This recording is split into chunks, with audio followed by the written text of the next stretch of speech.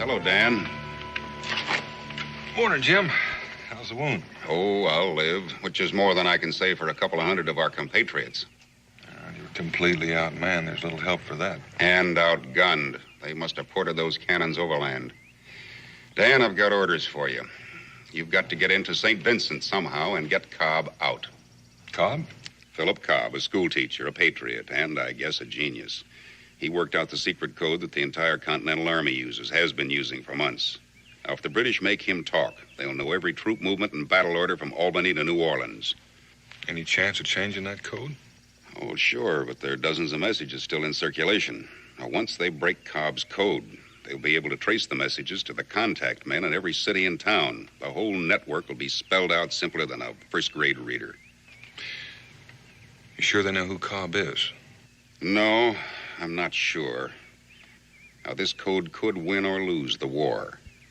If you can't get Philip Cobb out, you're going to have to kill him.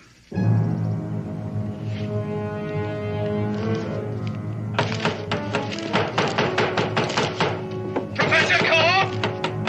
Professor! Open up!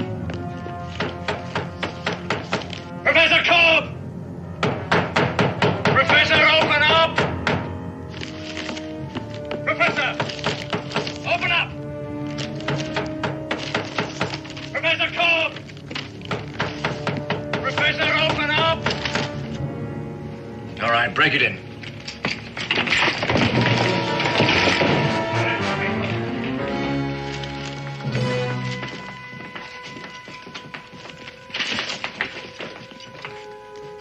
Professor Cobb, you're under arrest. I know. And you also know that the city has been under British military authority since 8 o'clock this morning. It is under that authority that I order you to turn over all notes, papers, and memoranda in your possession. There are no such things in my possession any longer. There they are.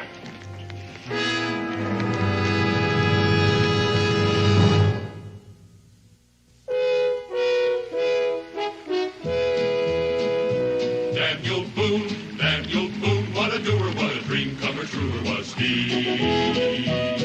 From the coonskin cap on the top of old Dan to the heel of his rawhide shoe, the rippin'est, roaring'est, fighting'est man the frontier ever knew. Oh, Daniel Boone was a man, yes, a big man, with an eye like an eagle and as tall as a mountain was he. Oh, Daniel Boone was a man, yes, a big man, and he fought for America to make all Americans free. Daniel Boone was a doer, what a dream comer, truer was he. Daniel Boone, Daniel Boone.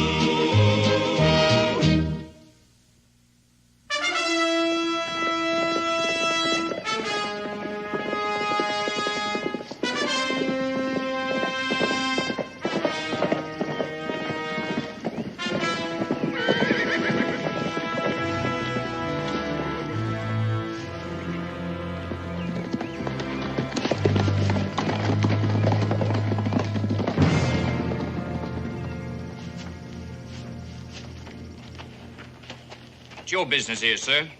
Any kind of heavy work that needs doing. Carrying brick, chopping wood, loading wagons.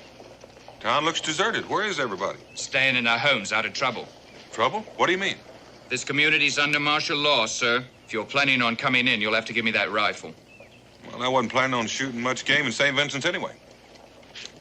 You can pick it up when you get ready to leave. There's a sundown curfew. If you're seen on the streets after dark, you'll be buried with full honors, sir. I'll keep that in mind.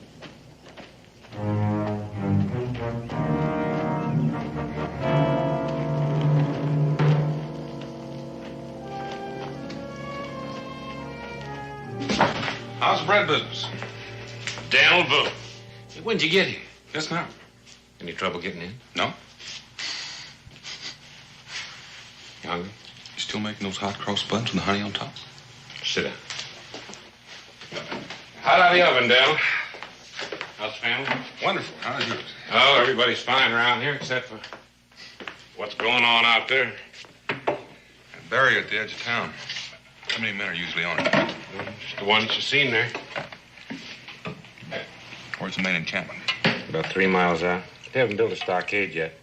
Hey, you're not planning on going out there, are you? It depends. What do you know about a man named Cobb? Oh, school teacher? You know, I thought there's something funny about all of that. You here to see him? Yeah. What's funny? The funny thing is that they bothered with him at all. They're not holding him at the encampment. I saw him this morning at the Clifford house when I delivered bread. Is that the end? They're holding him in a room on the 2nd floor. There's a couple of soldiers and an officer. Was he all right when you saw him this morning? Looked kind of pale. Only saw him for a second. They're bringing him out of the schoolroom. Hey, Daniel, what's so all-fired military about a school teacher? Take my word for it. He's important.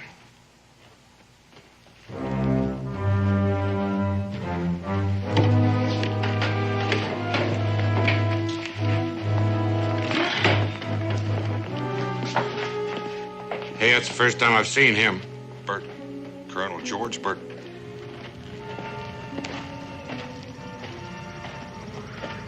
These Indians will require quarters indoors. Sir.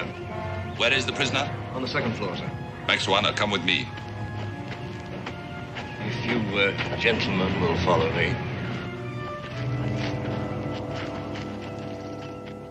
You figure he's here for the school teacher? I do. But Daniel, if he knows you, isn't that going to make your job a little bit harder here? Well, we've never met, fortunately. The only time I've seen him is from a distance. He always travel with an Indian escort? No, not always, but he's full of surprises. Does this bakery have a delivery wagon, one big enough to carry 2 people? It'll carry 3. I've quartered the Indians in the ballroom, sir. Is there a fireplace? Yes, sir, but I don't think it'll be necessary. The weather's been quite warm. So it has. However, our allies have many uses for fire, as no doubt you will learn. But never at first hand, I trust. I'm afraid I don't follow you, sir. I have made a study of the various tribes in this area and have found the Ottawa to be the most advanced in the arts of persuasion, best suited to my work. Is that not so, Max Warner? I am not a judge of your work. As you see, they're a pretty surly lot. However, I can deal with them. I've concluded a war treaty with them. Now they're our allies. Does that satisfy your curiosity, Clements? Yes, sir. Sorry, sir. Good. Now, send in Mr. Cobb. I'm very curious to see what he looks like. Yes, at once, sir. Put it back. There's no magic in it. Not your kind, at any rate.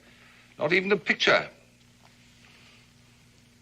I can read. As I live and breathe, it can read. Tell me, my knowledgeable friend, in your vast store of acquired knowledge, have you come across a manual which describes how an Ottawa brave should address a British officer? That is not mentioned in the war treaty. A guardhouse lawyer. How very tiresome. Oh, good. You are Professor Cobb. I demand to know why I have been held here without being apprised of the charges against me. Let me understand you correctly, sir. Are you suggesting that I should waste my time and yours by pretending that you have been unworthily and unlawfully detained? This is my classroom. I teach school. I was not aware of a law that had been passed forbidding that. Do sit down at the head of the class, if you please. Once again, I demand that...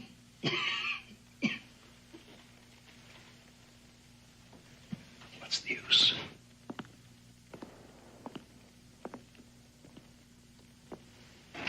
You don't look well. Are you a doctor? In a way. Though I do not treat bodily ailments. His Majesty's government has found me useful in dealing with more pernicious types of disease. I, sir, if you and I could work out together... You talk too much, sir. Get to the point. Is that the way you talk to your pupils? My pupils, sir, range in age from 6 to 14. I should think a man of your age would know better. I teach the English language. I presume you are an Englishman. Yes. And you, sir, are impertinent. Which of us is the impertinent one is a matter of opinion, Colonel. In any case, I fail to see that I have a great deal to lose, whatever my attitude. Not a great deal, as you say. Particularly since you've already lost your wife and son in this idiotic rebellion. You, sir, are not only impertinent, you're an insensitive boor. My wife and son are none of your affair. But you are, Professor. You are. I have traveled a great distance to devote myself exclusively to you. Are you going to be reasonable? About what? I have been authorized to make the following proposition to you. Upon delivery of your code, you are to be paid a draft upon the Bank of England in the sum of £10,000 sterling. You are to be set free, and no further claims or demands to be made upon you. 10,000. That's truly splendid. A man could live out his life very happily with 10,000. Too bad. Mr. Cobb, I have here in my possession captured documents which prove beyond any shadow of a doubt that you are the author of this code. I see. Now, sir, your answer. No. Your final answer?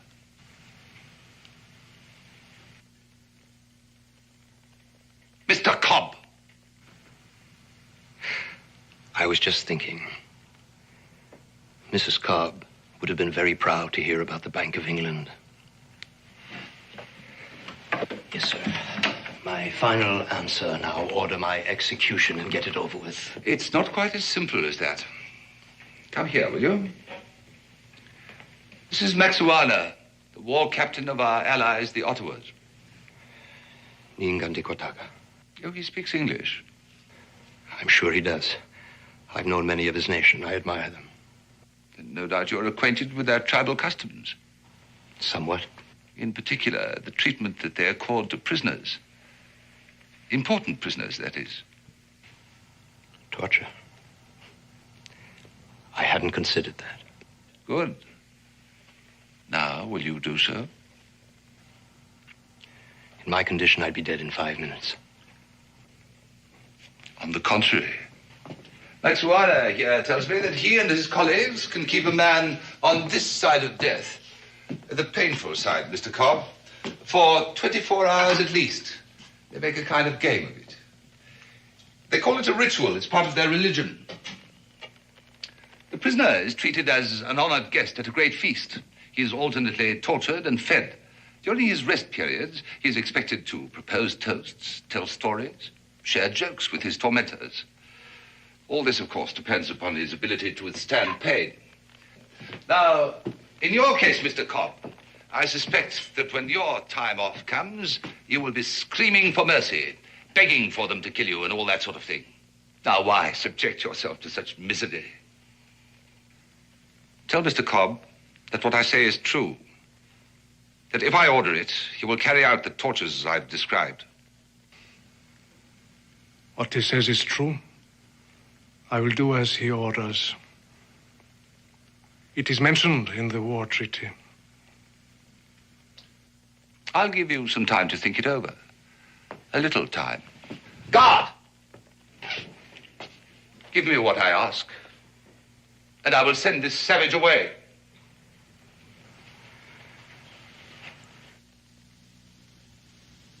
If there is a savage here, it is not the Ottawa.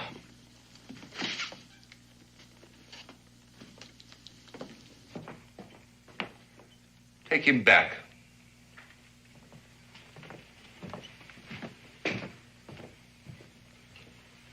He's so frail. I don't want to risk losing him through your incompetence. That man is not fit to be put to a test of strength. It is unfair. But we are not incompetent. That is for me to judge. You will select 2 braves to go on a raiding party. For what purpose? You see these?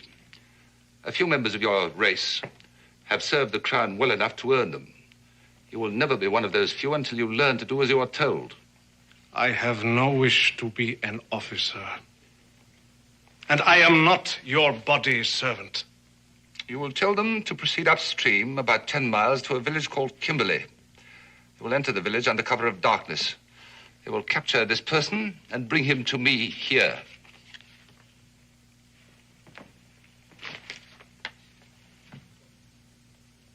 Any further questions? No.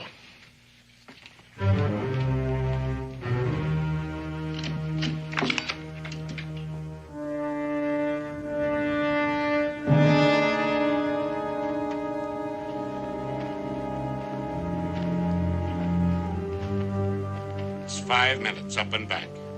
Sure you don't want me to go with you? Just have that wagon ready to roll. Remember, the livery stable is just off the square. We'll find it and we'll meet you there.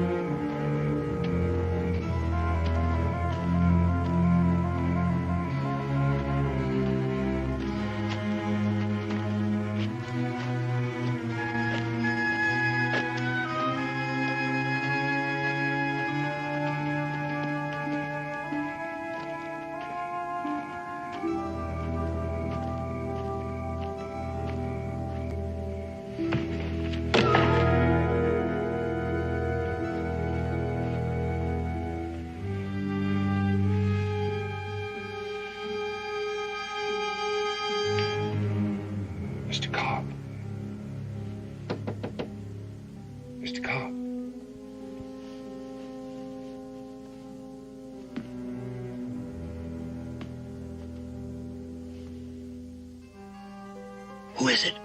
Just listen. Is your door locked? Yes, but there's a guard at the door. Have they started? No, they haven't touched me. But they should begin soon. We haven't much time.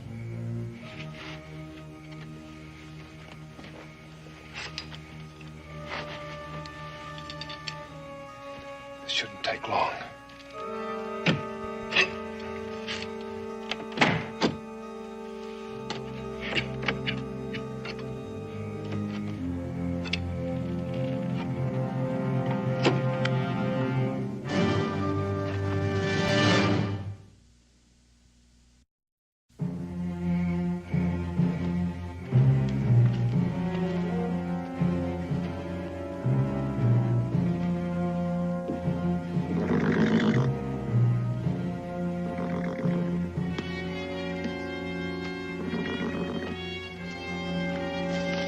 Or I'll fire! Captain!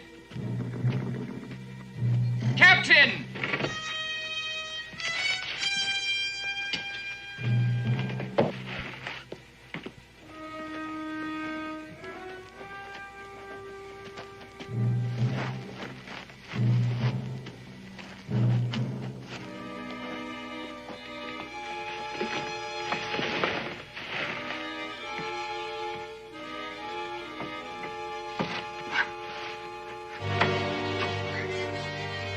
Colonel Burton, sir. We apprehended this man carrying a coded message. His name's Wingate, a local citizen.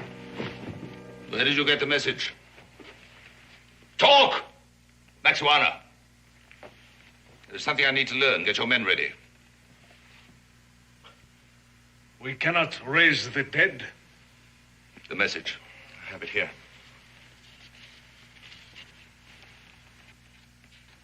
This is too carefully worked out to be a forgery. This business at the top is obviously a reference to a key to the code.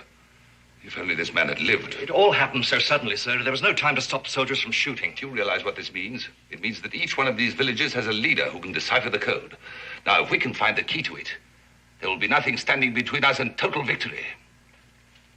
Those braves I sent to Kimberley should be back by now. Where are they? It will not be long. I can't wait. Come with me. You too.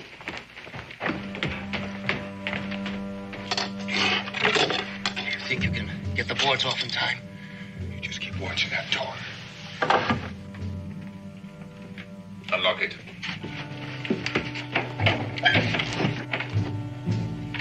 Mr. Cobb, I would like you to know. Get away from that window. I said get away from the window. What's going on here? If you're thinking of trying to escape, Mr. Cobb, we have soldiers posted below.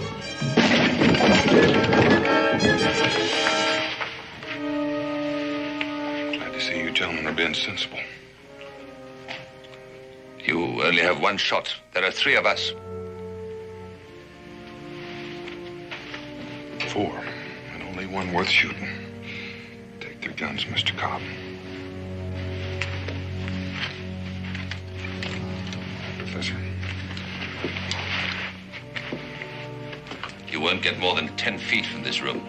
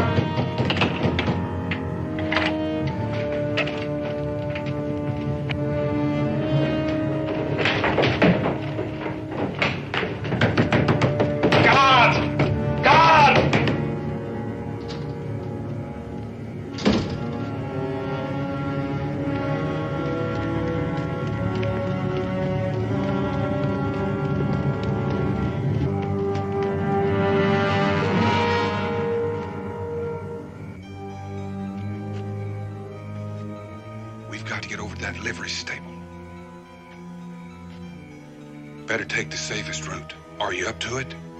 I'll try.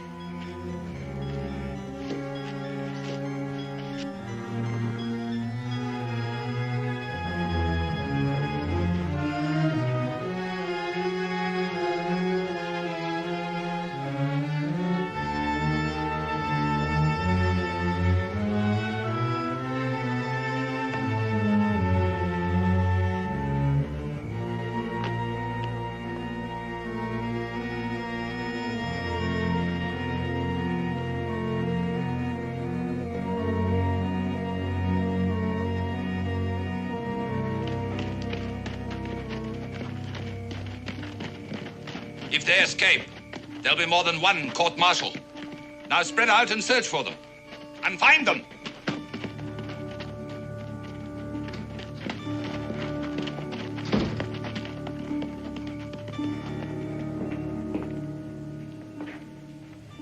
Well?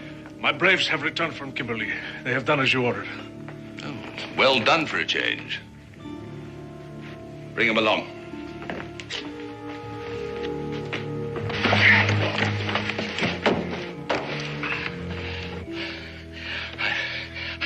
My breath. Gotta get down on the other side of this building. My friend will see us at the stable, bring the wagon out. We'll make a run for it, jump in, and leave this little town in a hurry. I'll do my best. Sure you will. Mr. Cobb! We were talking earlier about the matter of your sacrifices. There was one person that you neglected to mention. You still have one son remaining. Raymond Cobb, presently living with an aunt at Kimberley. Presently my prisoner, Mr. Cobb. Either you give me the code or your son will die, and in the manner which I have already described. I know you can hear me, Mr. Cobb. You remember our conversation about the Ottawa methods? He's lying. I've got to see. Even if it's true, Mr. Cobb, he's not the kind of man to keep his bargains. What are you talking about? You're far too valuable to the Continental Army. He'll never let you go, don't you know that? But he's got my son. We can't be sure. Father, don't come out! Do you hear me? Father, don't come out! Do it. Look, get away as best you can, please. I don't want to involve you in this. I can't do that. You're mad. I know how you feel, and I promise you I'll do everything I can to get your son free. My boy. You have a son? I have. Wife living? I have. I lost my wife when the river forts were shelled by the Continental Army, Mr. Boone. My oldest son, the first year of the war, fighting for that same army. 5 years. I gave 5 years when I could have been living comfortably in Maryland with a fine home for my wife, a university, a library, and my 2 sons growing up in an atmosphere where they would have known what the world is really like. I killed them all. No, you haven't. But unless you come with me, you'll kill your son, Mr. Cobb. And if I kill you, your son will be of no further use to Burton, and he will kill him. Believe me. Now, do we move, or do I squeeze this trigger?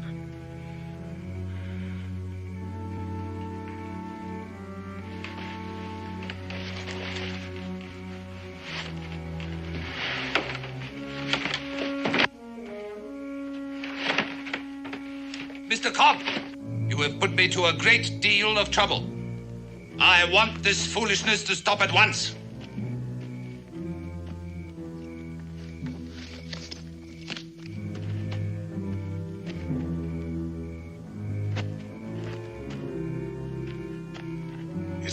It's just a short run from here.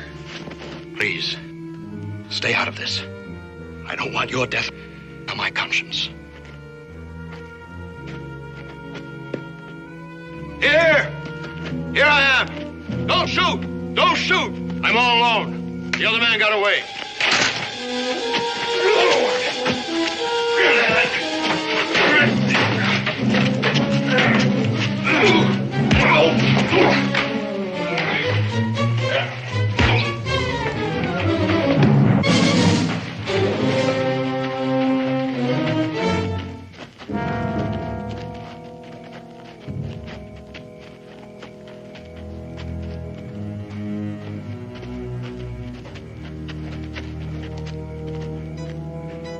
Those poor, pathetic rebels. See that he regains consciousness fully before you kill him. Inside.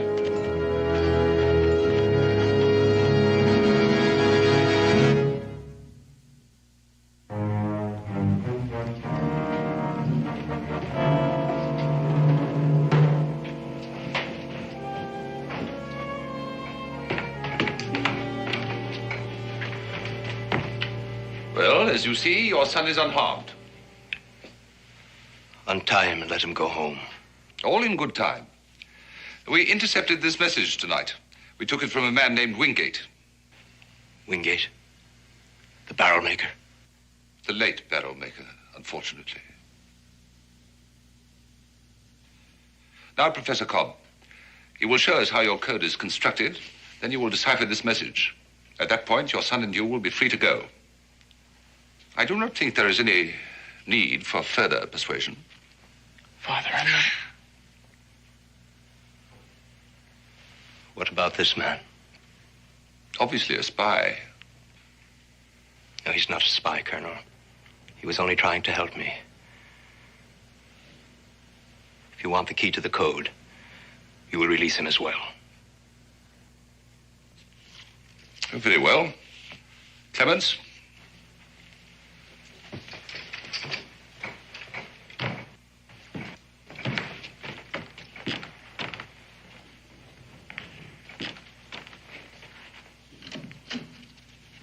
Kill this man now. I do not yet know about the boy. Among my people, a man who does not keep his word has no honor. You gave your word that this man would go free. Yes, I did. One has to do that kind of thing in wartime. Either you will do as you are told, or I will have you burned alive. It is mentioned in the war treaty.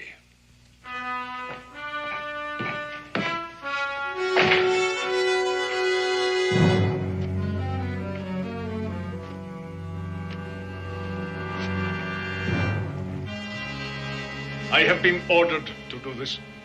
You fear your white colonel more than you honor your ancestors. Why do you say this? The Ottawa pride themselves on their skill at the slow death. That is true. Aren't you a true Ottawa? Don't you practice the ritual of your tribe? Unless this man is not a full-fledged brave, I insist on my right to die with honor. How have you earned this right? We fought and I won. You ask for pain? You prefer it? I insist on it. The knife would be quick. Why do you choose the slow death? I choose to die with honor. Very well. A brave warrior has fallen into our hands. Let us treat him with honor, that the manner of his death be not forgotten by any. Mr. Boone, why? I've seen one or two of these, boy. Maybe you better look the other way.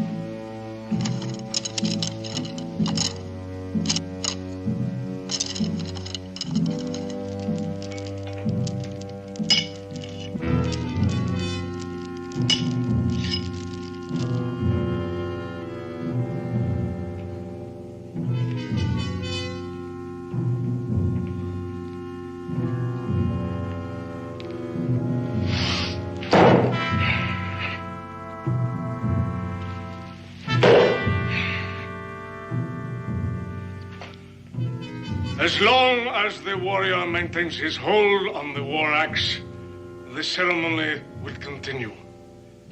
The moment he lets go, he dies.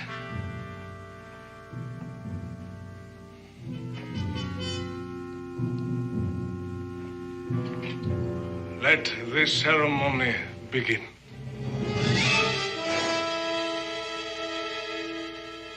The warrior will partake of the ceremonial wine. I am honored.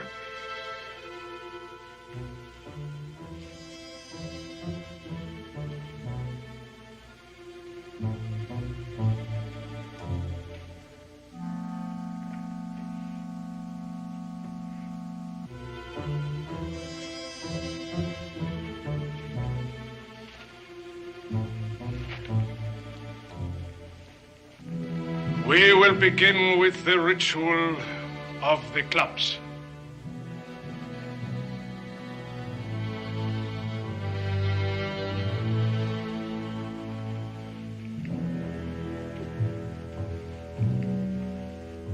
Your pardon is asked. You haven't?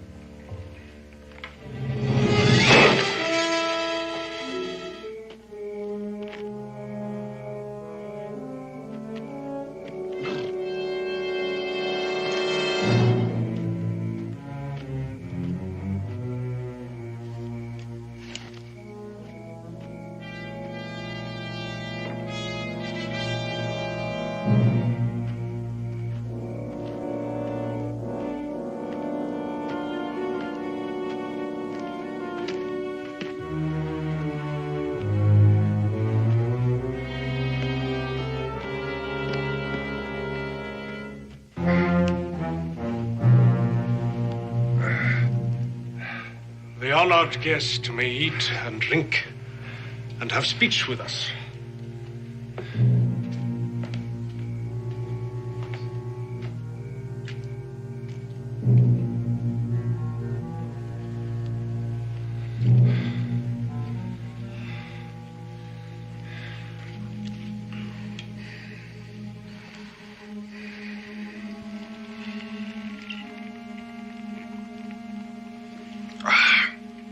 Let me say at once, I'm proud to be the honored guest to the Ottawa.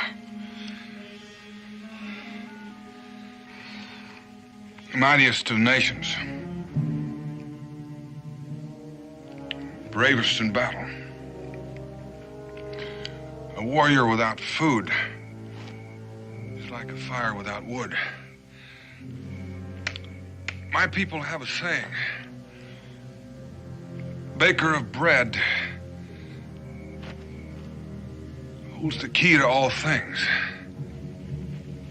Among our people, the bakers of bread are women and old men. We have no such saying.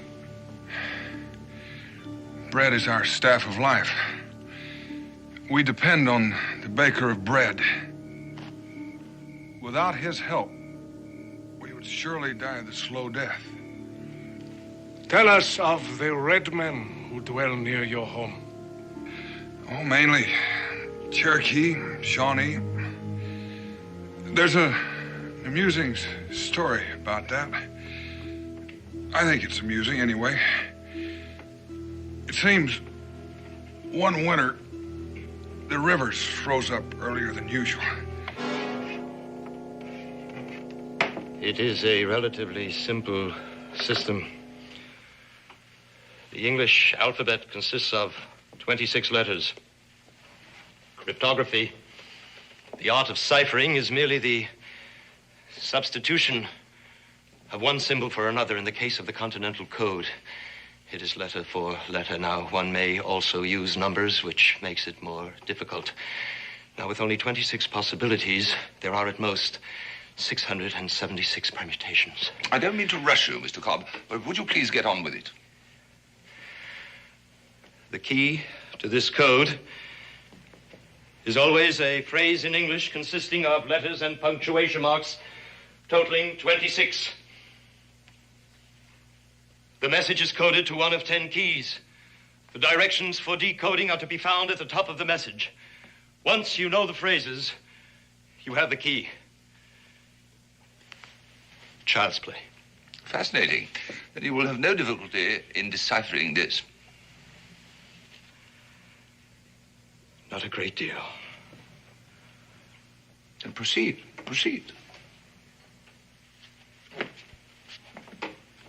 And the way they finally settled it was a brave that could toss the bullet farthest won the firewood. It was the coldest winter I can remember. The honored guest has eaten and drunk for the first time. He must now submit himself once again to the punishment.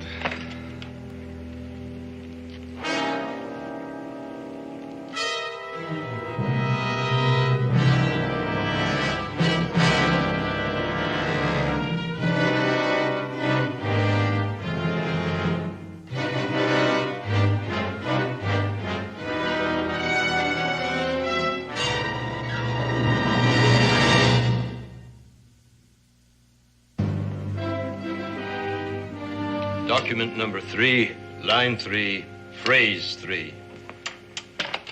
Which is document 3? The Declaration of Independence. Do you have a copy? I have not, but I sincerely hope for your sake that you have.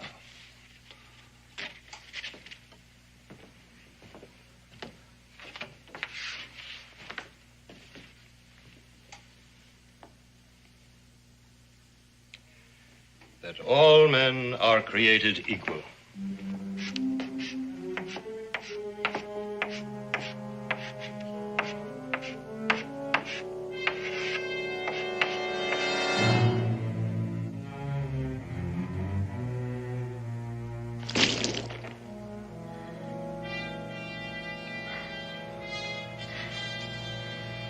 Thank you.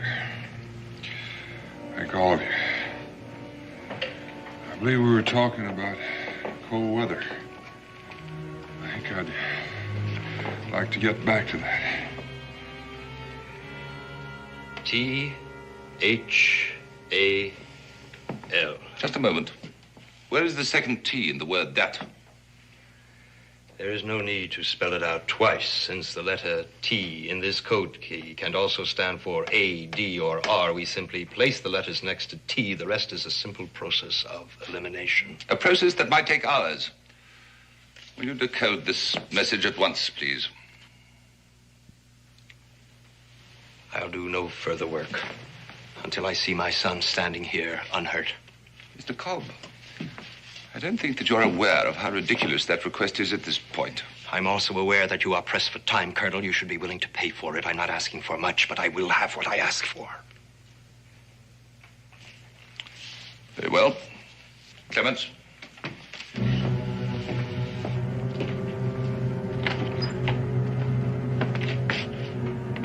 Come with me.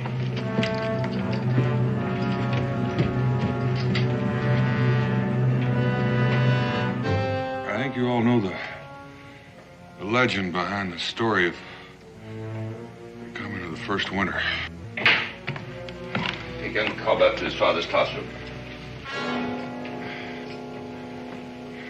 What in heaven's name is going on here? I ordered you to kill this man. He has chosen to die with honor. He has chosen? Oh, but of course, I'd forgotten. I had completely forgotten the reason why I employed you in the first place. And what is this? Practice? You have intruded upon a sacred ritual. I order you to leave. You order me? Oh, no, my savage friend. That is definitely not included in the war treaty. I've been altogether too lenient and free and easy with you. Consider yourself under house arrest. We will not obey. You all follow this man. It is best you know the consequences. Treaty or no treaty, I will not be disobeyed. Follow Maxuana, and he will lead you to your deaths. Now, I order you to kill this man now, and place this one under restraint. Now. Maxuana, you might as well do as he says. Death with honor has no meaning unless it comes from a worthy victor. And all this time, I thought you were your own man. Be quiet. You have bought enough time as it is. I am my own man. You are an animal, and you shall die like an animal. That's better. Now, once again, I order you to...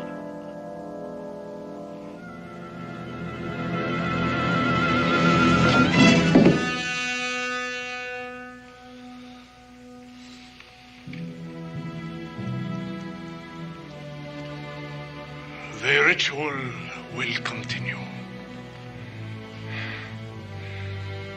The legend of the first winter. The first man to walk the earth. I believe you call him Wajunkaga. We call him the baker of bread. One night, a voice came to him saying, now is the time to come to the cause of all men who seek freedom. Go up to the room where the sons of men are taught wisdom and rescue the bringer of knowledge, now that he is secure in the safety of his own son. But move with caution, for those who seek to destroy freedom will be looking for you. Now is the time, O baker of bread, now.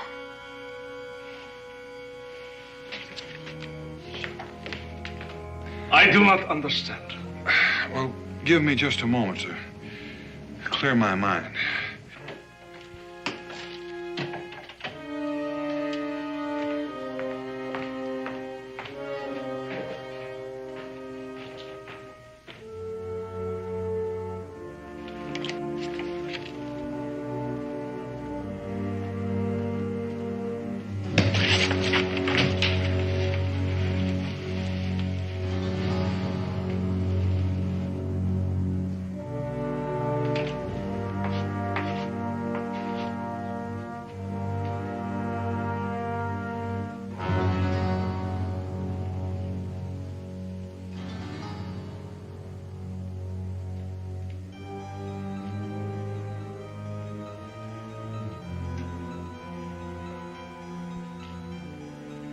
February what?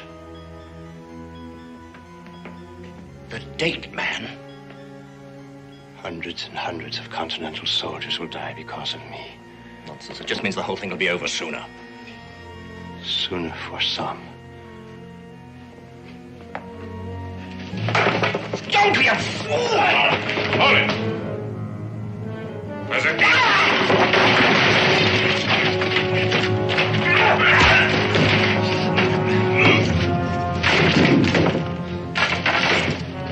Well timed, Professor.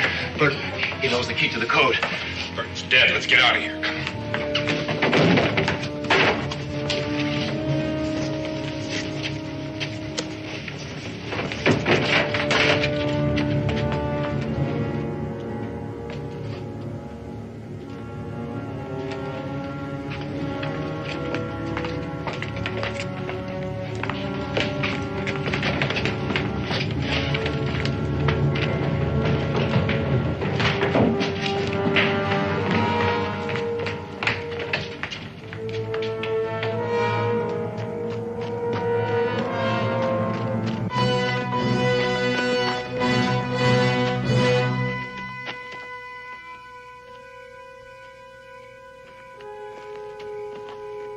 We'll have to make a run for the stable. Are you ready?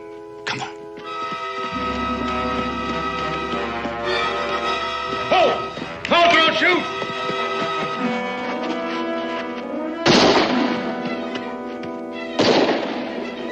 Go to the stable and get in the wagon. Hurry. Go. The animals were jealous of his power over fire, and they sought to destroy him, but his father had a plan. What was that plan?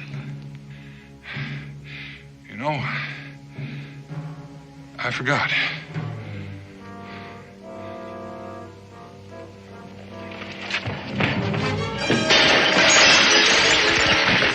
No. Let the brave warrior escape. He has earned it. And let us leave the dishonorable men to their own dishonor.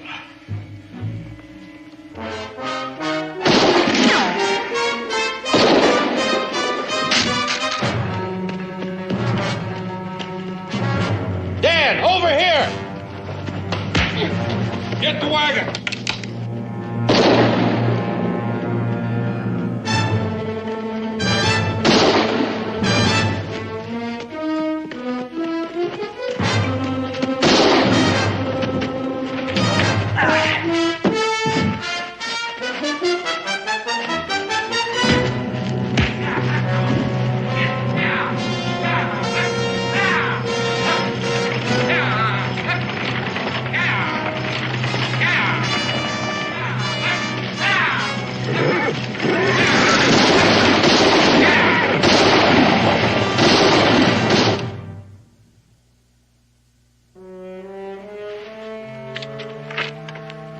Just got word. Clark has retaken St. Vincent.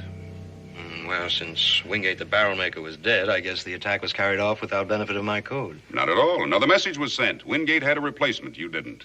Excuse me. Dan, we've got to have a talk. Jim, I haven't had any sleep for 72 hours. Now, Dan, tell me the truth. Was I right? Would you ever, in this long and fruitful life, ever once kill a man in cold blood? Even if George Washington himself asked you pretty please. Offhand, I can only think of one man I'd shoot in cold blood. That's the fellow who keeps talking when I'm trying to sleep.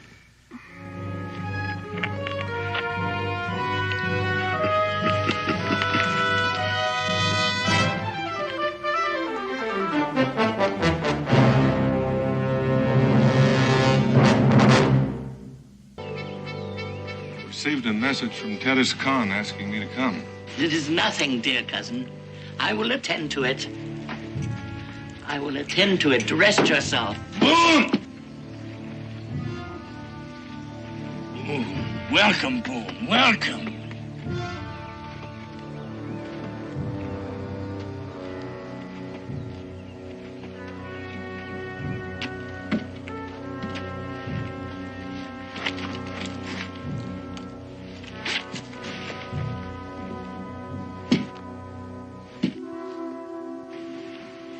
Braves told me you were ill.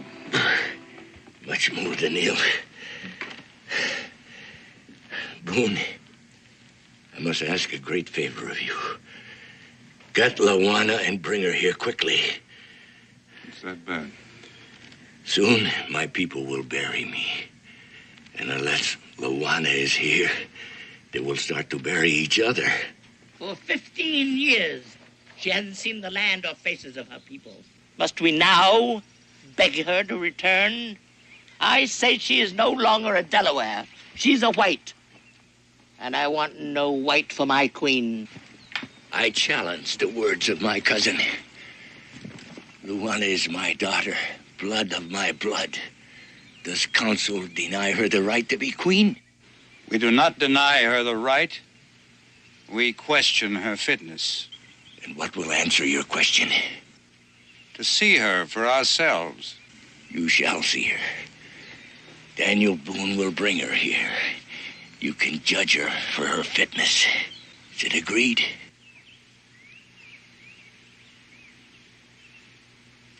It is agreed.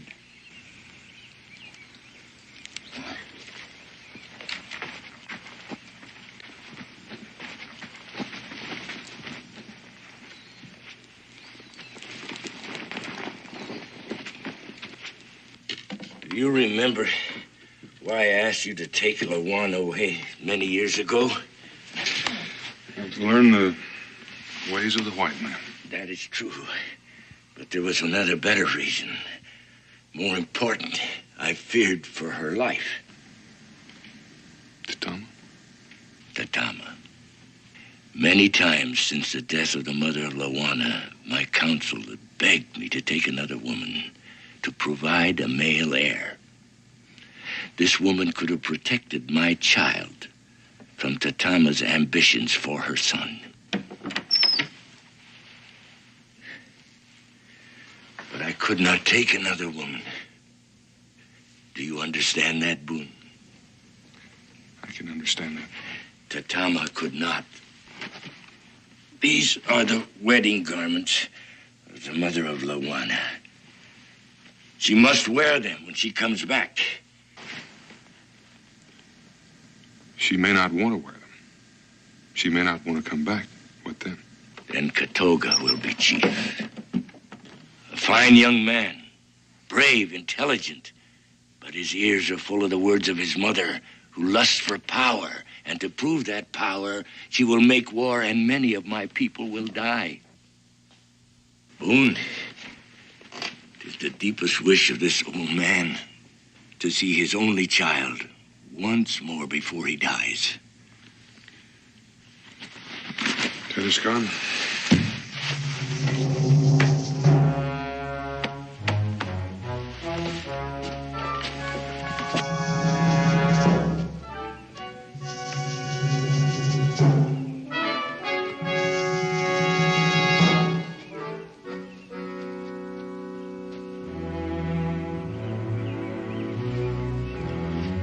He must not be allowed to return. I wish it were not necessary. Is it necessary for you to become chief?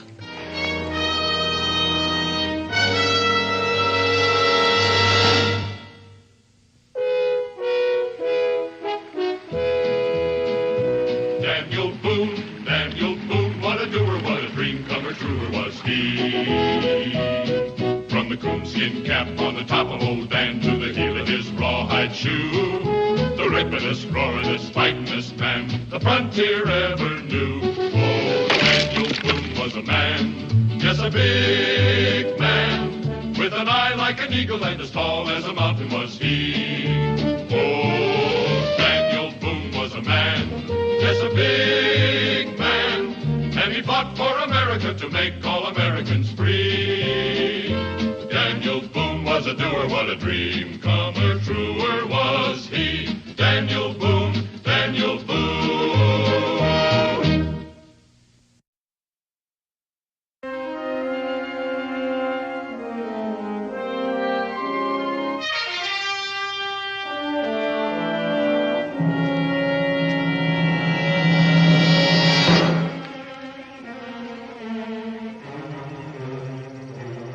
Hungry, Katoga?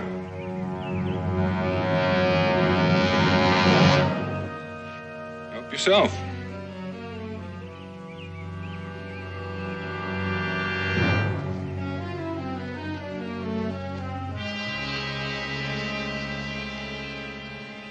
You must think me foolish. Well, it did seem a mite foolish. You leaning up against that tree all night when there was a good fire a few feet away. You're,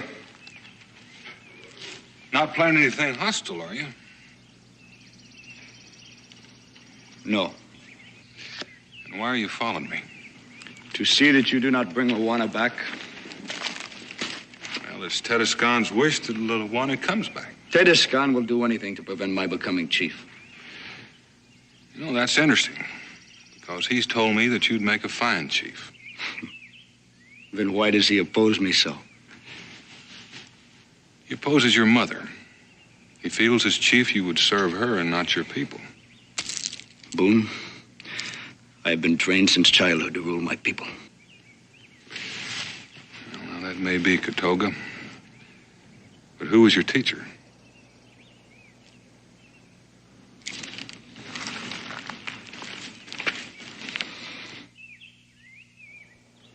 Luana will not want to come back.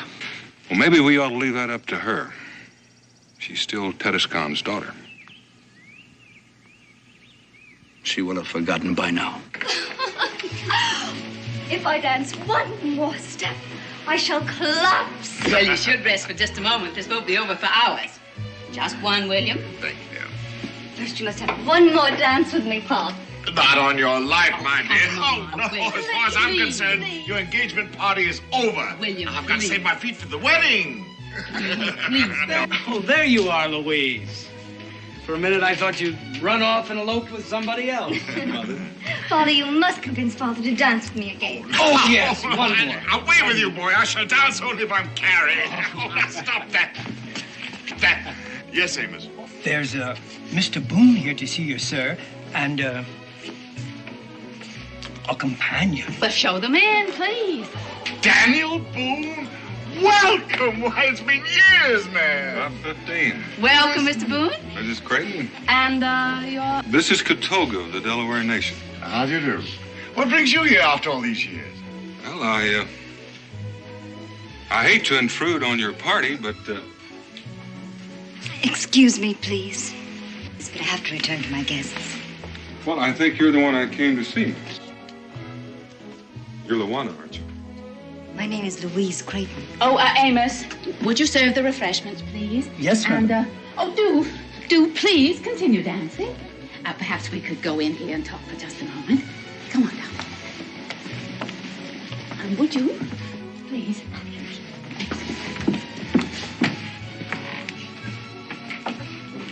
Now, darling, don't be foolish. You know that it was Mr. Boone who brought you to us. And you were called Luana when you were a small child. Of course, Mother. I'm sorry. Why did you want to see me, Mr. Boone?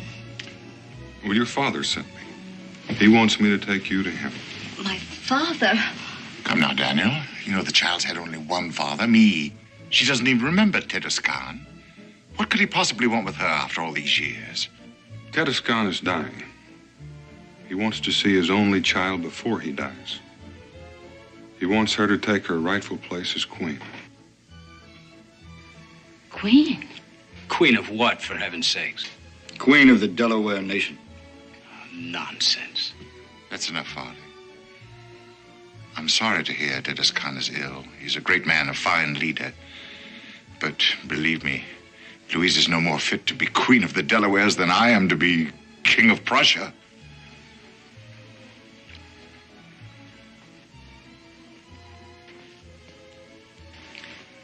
Tell the worthy Tedescan that Miss Louise Creighton regrets her inability to attend him due to her imminent marriage. You see, Mr. Boone, this is an engagement party. Louise and Farley are to be married in the spring.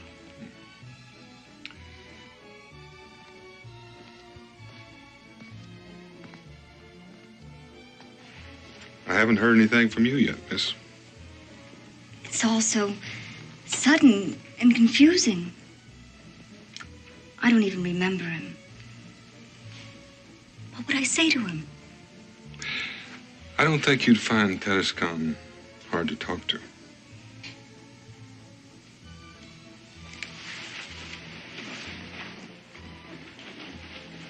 Mother, I know. It's a hard decision. But you're going to have to make it for yourself. Oh, my dear daughter, I don't want you to go. But if you don't go, you may regret it later on. Mother, I must say, I don't like the idea of Louise traipsing off into the wilderness with this. Oh, the whole idea is ridiculous. Would there be any danger, Mr. Boone? I can promise you she'll come to no harm. I know I can trust you, sir. Louise will give you her decision in the morning. If you decide to go, Louise, I'm going with you. But don't count on it, Mr. Boone. Come on, Louise. Oh, Mr. Boone, you must be very tired after your long journey. I'll, Amos? Yes, ma'am. He'll show you to your room. And the, Katoga. Katoga.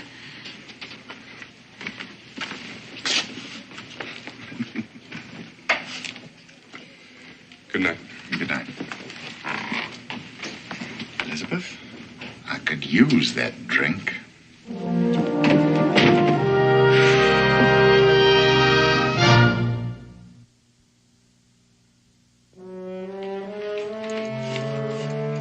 Take the trunk, Amos. Yes, sir, Mr. Farley. Come back for these. Yes. My. Looks like you got enough clothes here to last you for a month, honey. The bare minimum, Father. I haven't packed a single thing I won't absolutely need. Well, you must take this one because it brings out the color of your eyes, and on a warm evening, I'm afraid you all have the wrong idea. Luggage is out of the question. We're walking all the way. I think you'll find this better for traveling than anything you have in those valises. It was your mother's. She can't possibly wear that. It's very soft. Delaware women have strong teeth Strong teeth? to chew the skins and make them soft.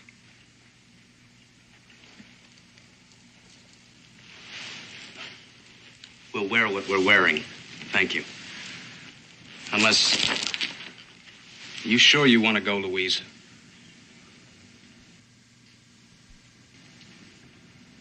Yes, I'm sure.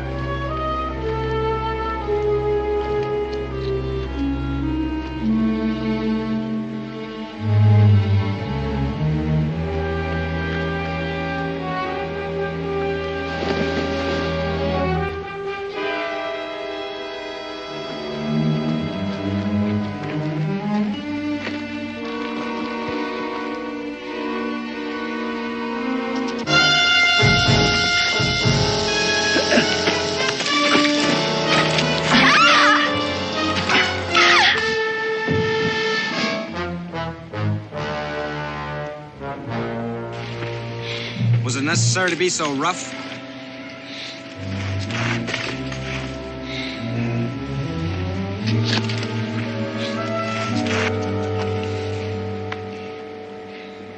Thank you.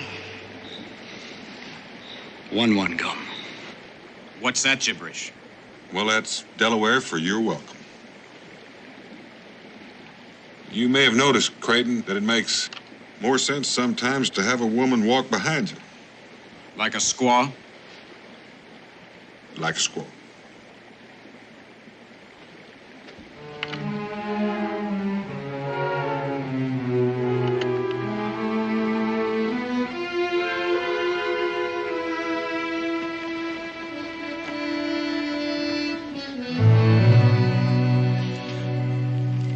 The Delawares, they're not like most tribes you've heard about.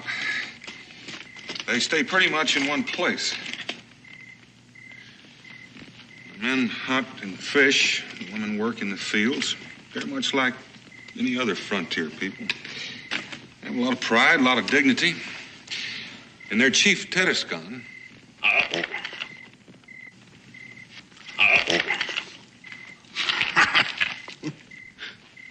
Pride and dignity, indeed. You were saying, Mr. Boone? You were telling us about the charms of the Delaware people. well, now, Katoga's not really like that. He's just putting on a show for you. Why, pray? He's trying to scare you off Scare me off. Why? because he wants to be chief himself. But I'm not going. I'm just going to visit. Now, he really can't be sure of that. He thinks you might talk to Tedescon. Change your mind. Eat some. Very good. That's enough.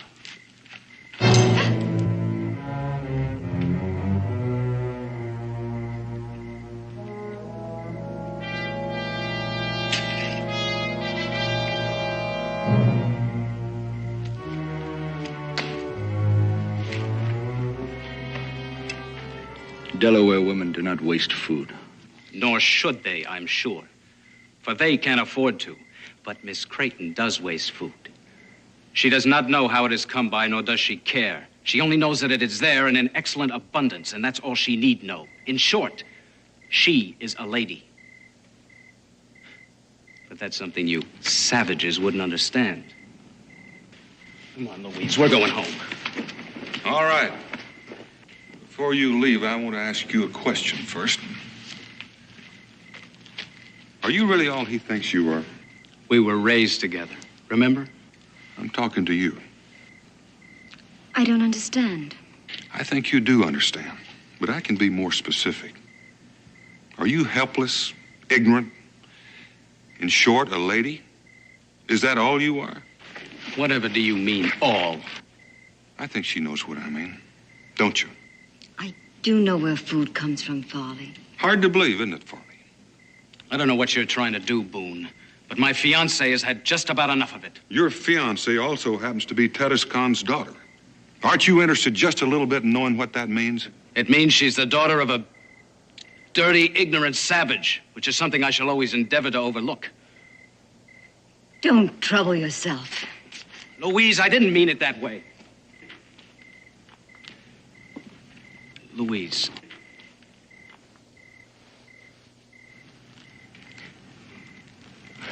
We're to be married. But only if we overlook certain things. Isn't that true? Yes. I won't have a squaw for a wife. Do you think you can overlook my parentage, Farley? Don't you see a certain family resemblance? Louise, wait! You stay here.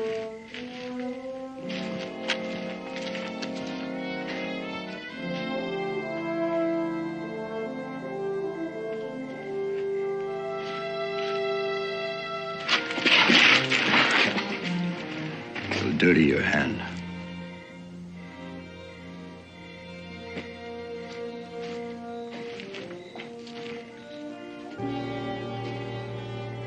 I'm sorry I'm causing you a lot of trouble. Yes, you are. I made a promise to. Well, how did Farley put it? A dirty, ignorant savage? But I plan on keeping it if I can. Luana, you can go on back with Farley, all right. But on his terms. As a dainty little doll who faints at the sight of a hunk of meat. Do you want that? I don't know. Could it be that you're ashamed of what you are? That you're pretending to be a fool so you can call yourself a lady? I am ashamed.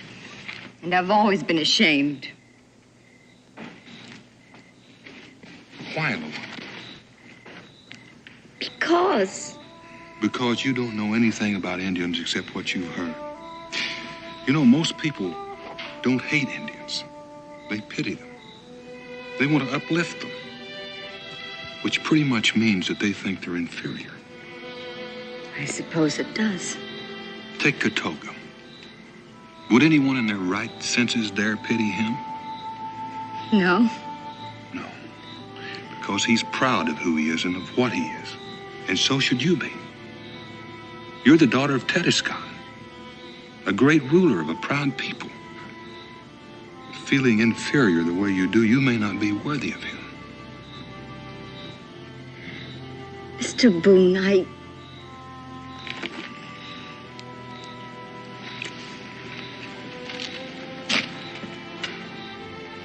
Luana, you can do what you like with these. I'm tired of carrying them.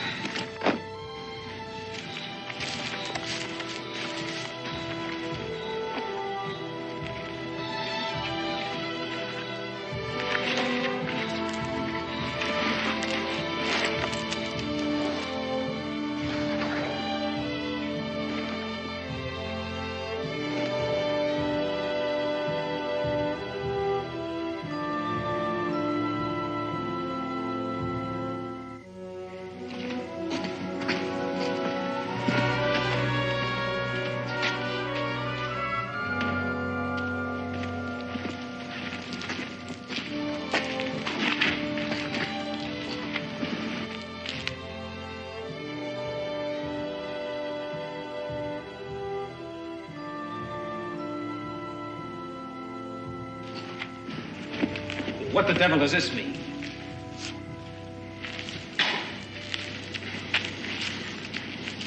did you know my mother, Mr. Boone?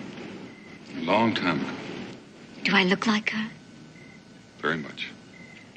Do you intend to remain in those ridiculous garments? They're quite comfortable.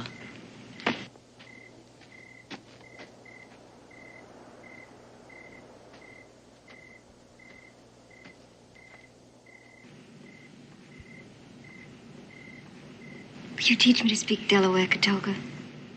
I must have known it once, but I've forgotten.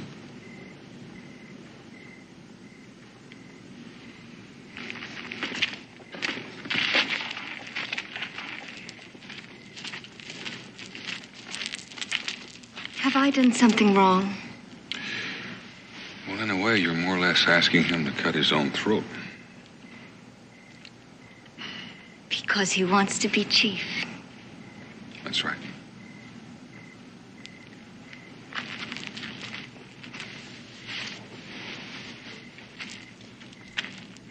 You didn't answer me, Katoga. I will teach you. Thank you. That's too much. Come on, Louise, you're going home with me. I'm sorry, Foley. I'm going to see my father now. Please let me go. Not until you stop this charade. I think you better let her go. Well, you stay out of this, Boone. You've caused enough trouble as it is. There's nothing keeping you here.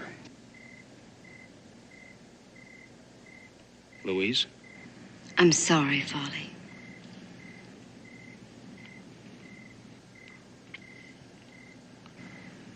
It isn't the same anymore. Can't you see that? What shall I say to our... to my parents? Tell them thank you very much for allowing me to make my own decision.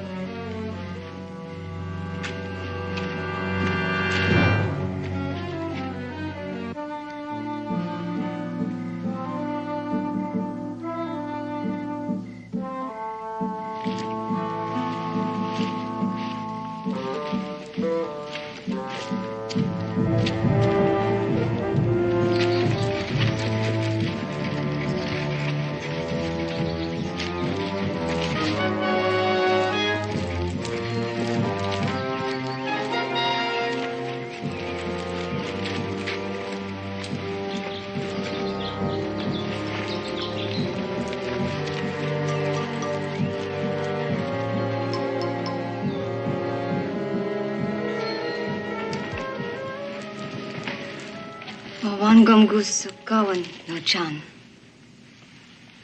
Welcome, my child. I did not think you could remember our language. Katoga taught me a few words on the way.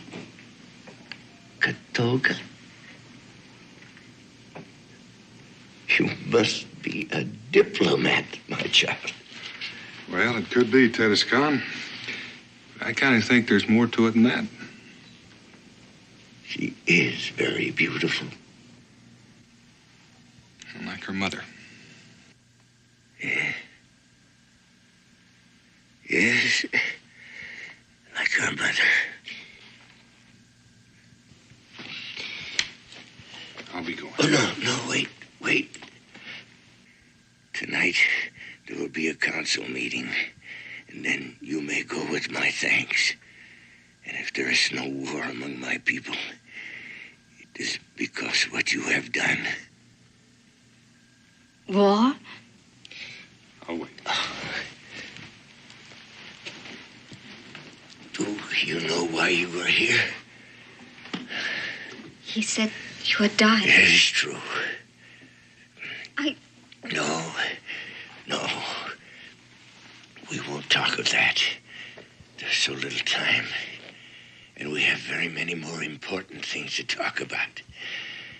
Death and I have only been waiting for you, my child.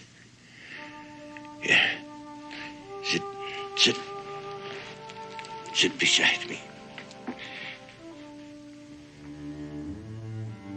Are you afraid of me? No. Then why do you weep? I have 2 fathers, and I am losing them both. That is hard. But what I will ask of you is harder still. Tell me, are you a person of strength and courage? I don't know. It is not proper to be modest with me. And yes, I am. Then listen carefully, and I will explain. I'll get some water.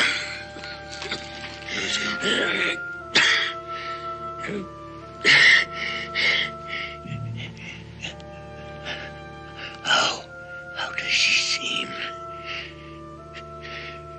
She's the daughter of a great chief. Oh, Boone, I must ask you to do one more thing for my people.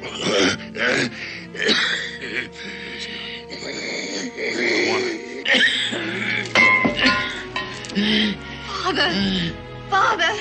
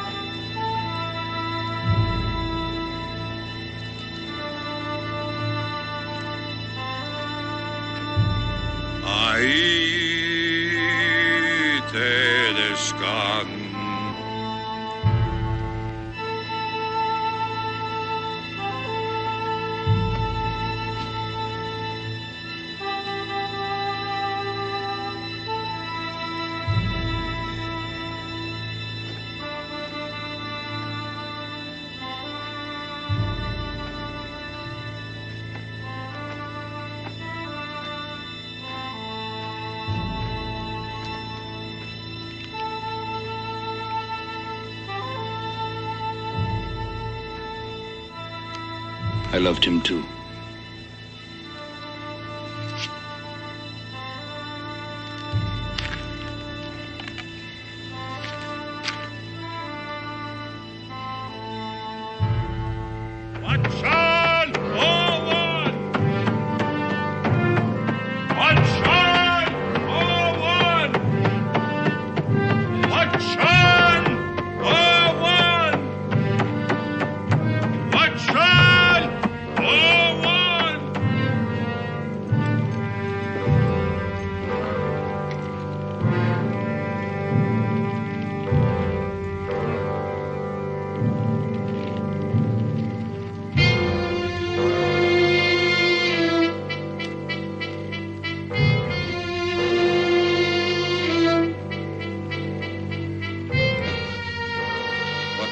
Disturbs our council. I am Lawana, daughter of Teduskan. I claim the right to sit with the council in place of my father. You may sit.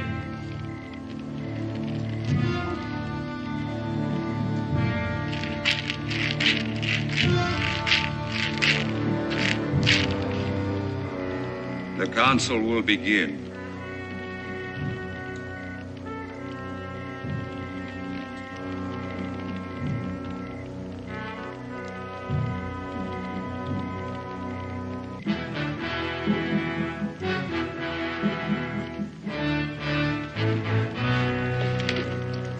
In the name of the spirit of the feathered robe, I command the presence of the chief maker. Who commands the presence of the chief maker? Lawana, daughter of Teduskan, rightful queen of the Delaware nation. All who accept this woman as queen must pay homage.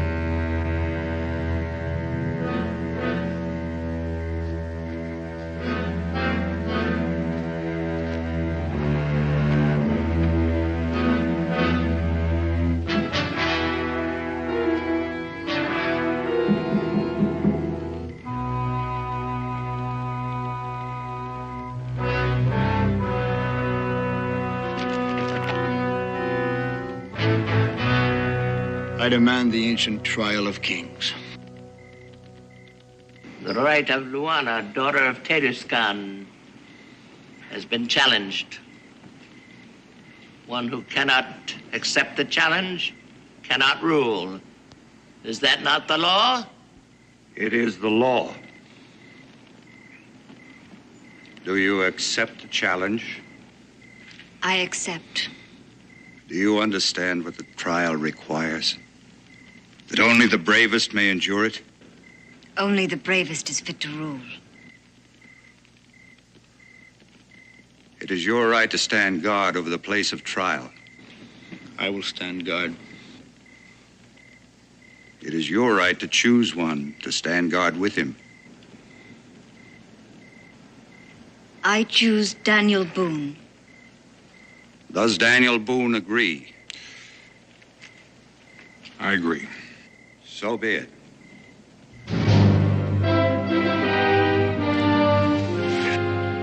Withdraw the challenge. I do not understand you.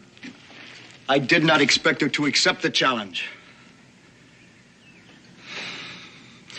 Perhaps she will not survive. It is her business to withdraw. Or would you rather spend your life subject to a woman? There are those that say I'm already subject to a woman and that you... Speak up, my son. Say what is in your mind. That you would rule through me and that you would make a war to show your power. Do you believe this? I do not know. I have spent my life trying to win the feathered robe for you. Do you think I would steal it from your shoulders? Have I ever given you reason to distrust me? Answer me, my son. No, my mother. No, you have not. Well, then trust me now. You will be chief. Not slave to mother or queen, but chief. I promise you this.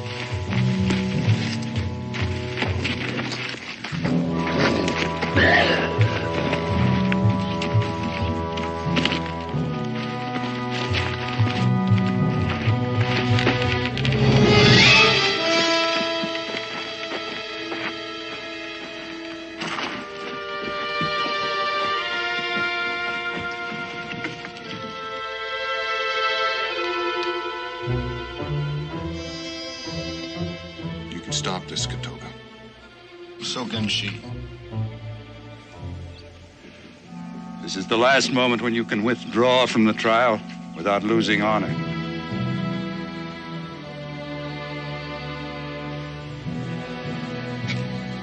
Let the trial begin. So be it.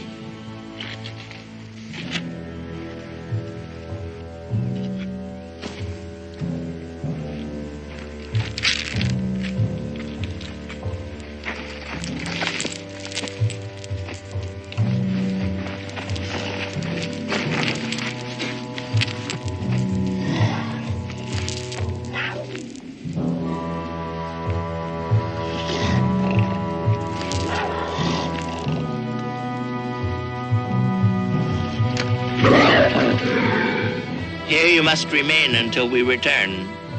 You will touch no one, no one will touch you. You will eat nothing, nor will you drink. If at the setting of tomorrow's sun you have survived the trial, I, Tatama, chief maker to the Delaware, will place the mantle of the feathered robe on your shoulders.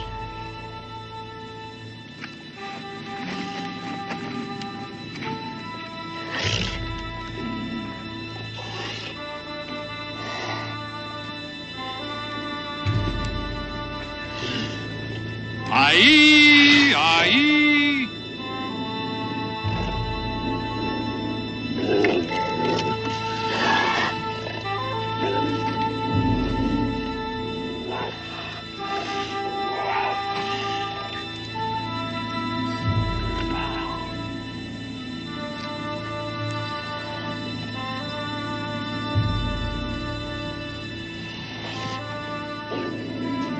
Oh, Great Spirit, the destiny of this woman is in your hands.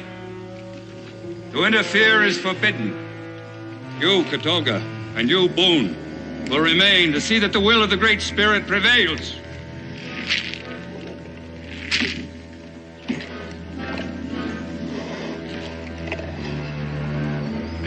You may not hold weapons. It is the law.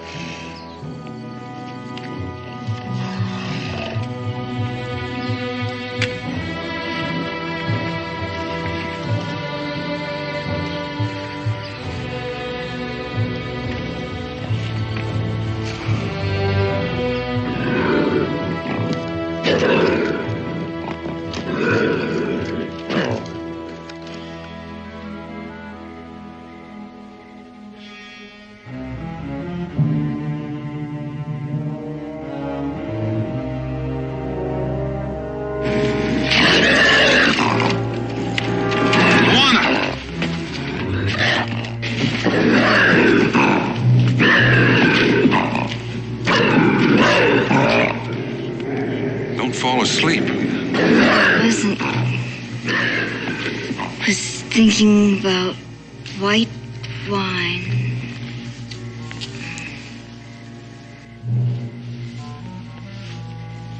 Have you ever had white wine, Katolka? I've never had white wine. Poor Katolka. Pity Katolka. I never should have gotten you into this in the first place. I'm all right. Just a bit chilled.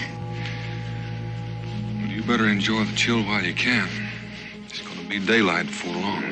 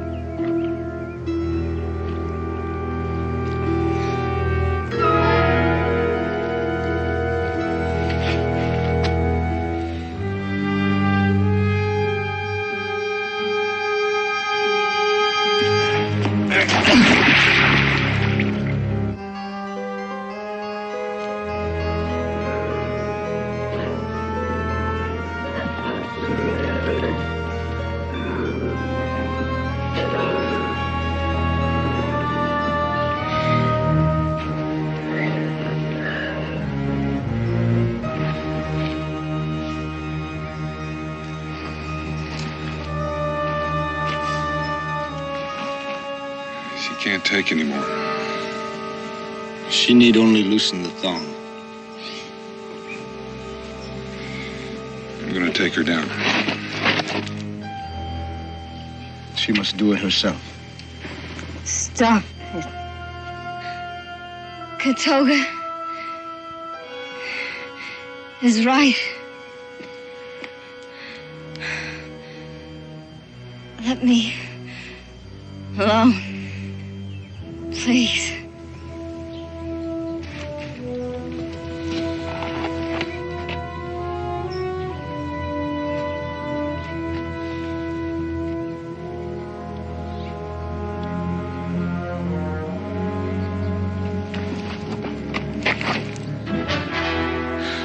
Stay with her.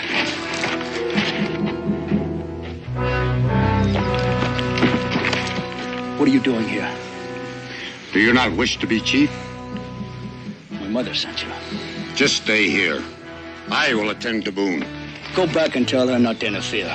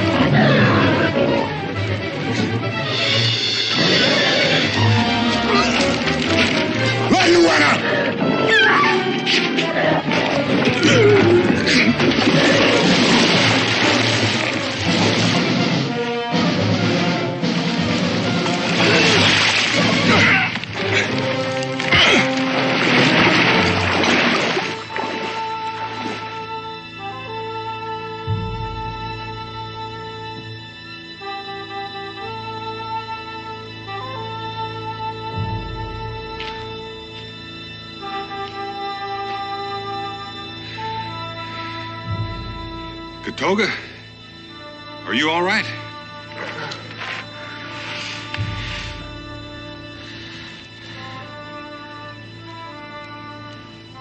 I'm only paying homage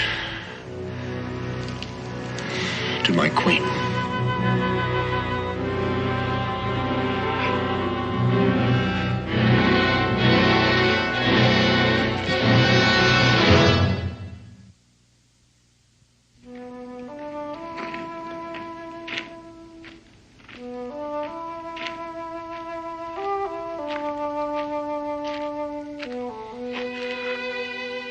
You would be proud.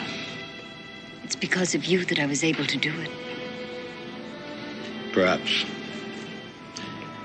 I've come to say goodbye. I'm leaving with Daniel Boone. Why? Is it because of your mother? The council said she need not go, only that she no longer be chief maker. For her, that will be worse. No, I'm leaving because I will not be chief. I've sworn this to myself. Isn't there another way, Katoga? Must a queen rule alone? You're very bold. I keep surprising myself. But a queen should be bold. What surprises me even more is that a man who wants to be chief should be so shy.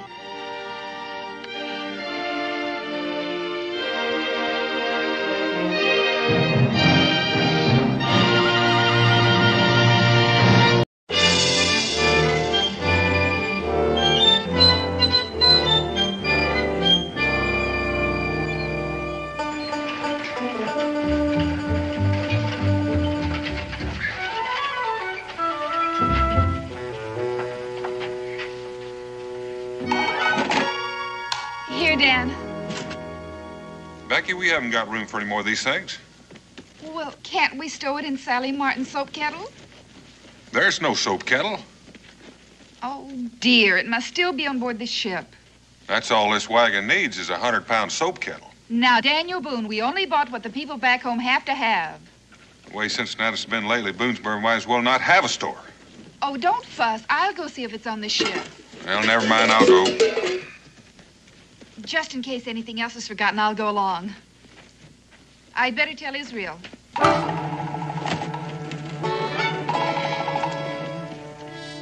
Israel? Israel! Yes, ma'am? Your father and I are going down to the dock. We'll be back in a little while. Can I go too? I want to see what the new ship brought in. Not until you've had your breakfast. Yes, ma'am.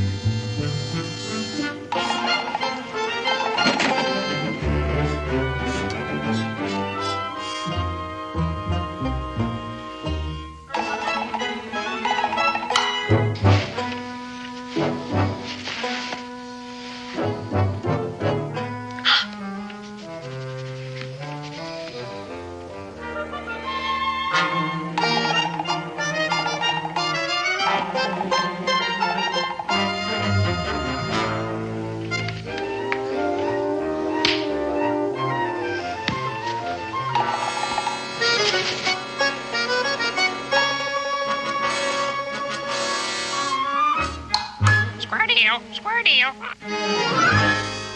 Did you say something? Square deal.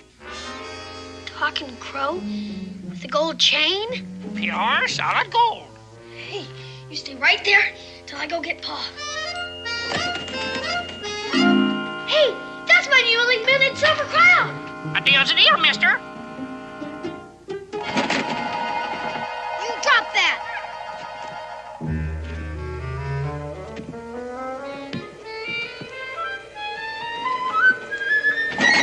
Doggone you!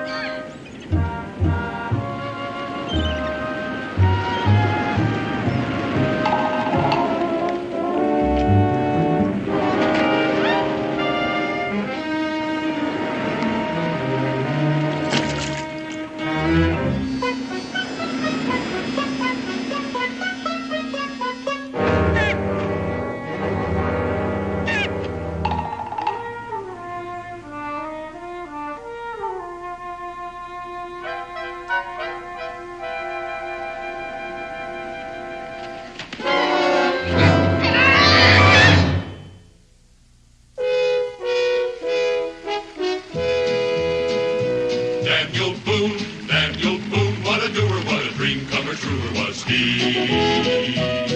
From the coonskin cap on the top of old Dan to the heel of his rawhide shoe, the ripperest, roaringest, fightingest man the frontier ever knew. Oh, Daniel Boone was a man, yes, a big man, with an eye like an eagle and as tall as a mountain was he.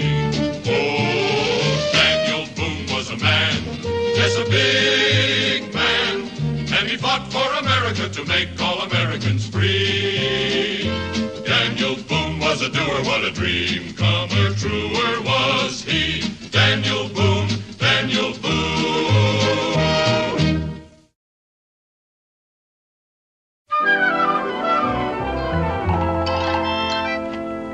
You'd run into a wall and dashed your poor brain out if I hadn't stopped you, lad. Yes, sir, I suppose. Was that a real man?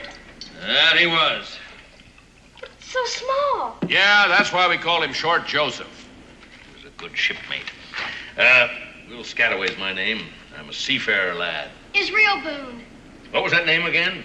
Israel Boone. My father's Daniel Boone. You probably know him. Israel? I had a shipmate named Israel aboard the old Peril. He ended up climbing the King's rope. Does that mean hung? Aye, that he was. A king's rope. Died cursing as noble as a belted earl. Is he a pirate? Now, if you're going to use that kind of language, yes. The Jolly Roger was our flag, lad. Buccaneers politer. Square Deal's his name. A deal's a deal's his motto. He stole my newly minted silver crown. Stole? You mean he took it without giving you something in return? A bundle of needles. Well, then stole ain't the word, is it, son? But they weren't even his needles. He took them off my pa's wagon. A deal's a deal. If I were you, I'd hold my tongue. Your honesty is in judgment. Ah, my lad, he takes to you. Here you are, Square Deal. He also took to my silver crown. Well, you shall have it back, my boy, if that's what you desire. Why wouldn't I? Israel? That name takes me back. I tell you, suppose you take back your silver crown, eh, lad? And you give him back his needles. Nothing gained, nothing lost, right? But suppose the next time he's to bring you something 10 times worth what he takes. Where would you stand then, huh? I don't know how you mean. Well, you go back on him now. Could you take advantage of him then? No, you couldn't. Absolutely not. Will you share a little rum with us, huh? No, sir.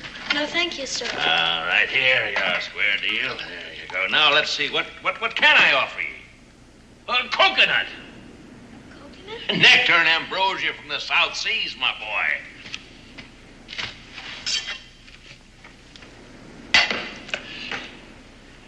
There you are, my boy. To the 100,000 men, may they rise up from the dead. And may we prove to be true shipmates to the end. Drink up, lad. Drink up. Will Scalloway! Will Scalloway! Somebody's calling you. Yeah, I heard. Go on. Get out there. Let him see you.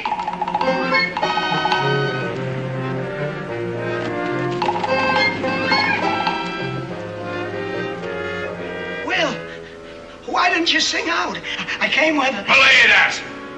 Son, you'd better go. Fly with me! Fly with me! Thank you, I'd like to. Glad to meet you, sir. Yeah, same deal. Thank you for the coconut. Yeah, thank you for the coconut there. Will, That's a Daniel Boone's young sprout. Daniel Boone?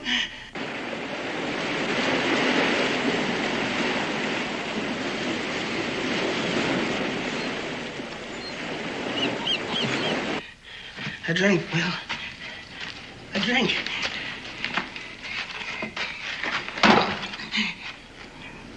Have you got the captain's scrimshaw chart? I got this from hand. Huh? Fool, you let him here? You mean he knows where I am? No, nobody follows Judd less than I let him. That's why I was by the captain's side at the end. How did you get the chart? Supposing I don't want to say. I spent years with him in the South Seas before he ran out to Jolly Roger. And I'm the only man that can read that chart. If I croak, you'll never get one doubloon from off the golden line. The captain was a pretty clever man, burying his boys and his treasure. And without his chart, you can dig this cove from end to end to end. Poor Judd. There's a chart. What do you do with it, mate? Curse he for croaking. Curse hand for croaking. Where's that chart?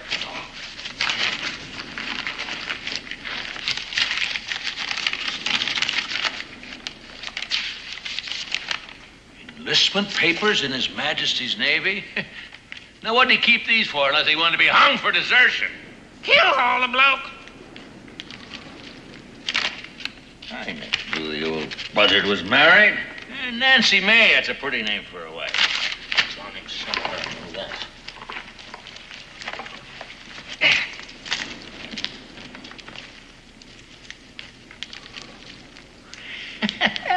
The old miser.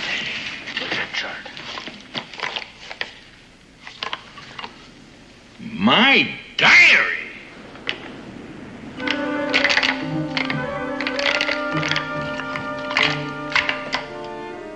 Captain's mark. The Golden Lion, the ship's longboat, the Pearl itself, and the captain holding a trident.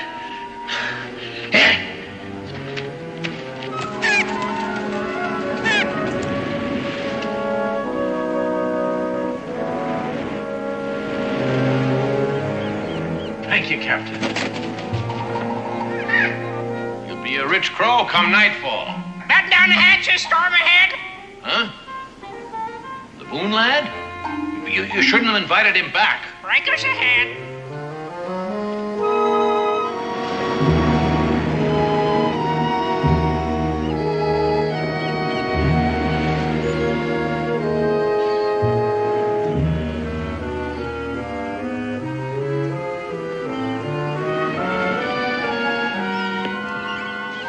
That's at hand. Come a little closer. Want to miss you. It's a true shipmate.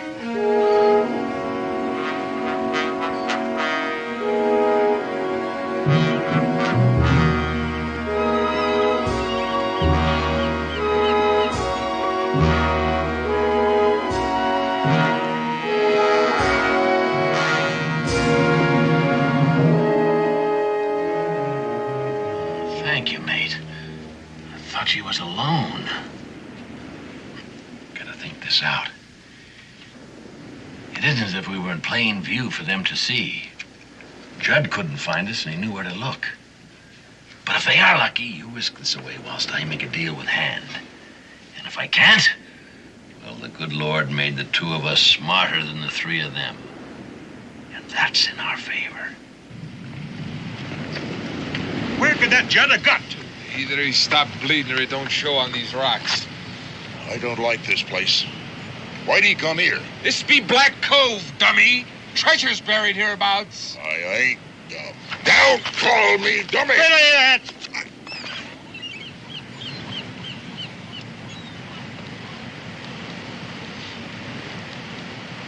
Sorry, Gentle Sam. Why, you was there as much as me. Maybe more, eh? The Perro stood right off that point.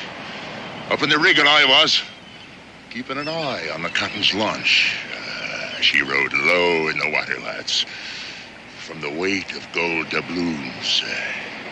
I always admired the captain for that bit of work. Went ashore he did with 4 men. When he come back, he's all by himself. Not a scratch on it. The captain's gone. The riches of the Golden Lion are ours. Aye. After we get the captain's map away from Judd. Now, he's got to be hiding underfoot someplace. Might be held up in a cave. Listen to Gentle Sam. He could be right at that.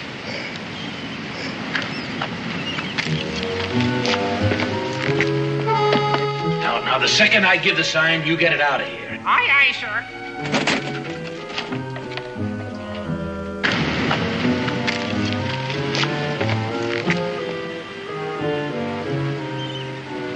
Maybe he's hiding over there in them hills.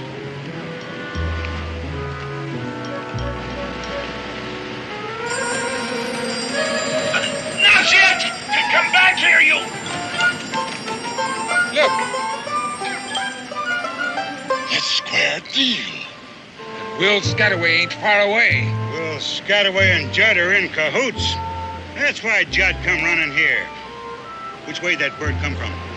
Out of the rocks below.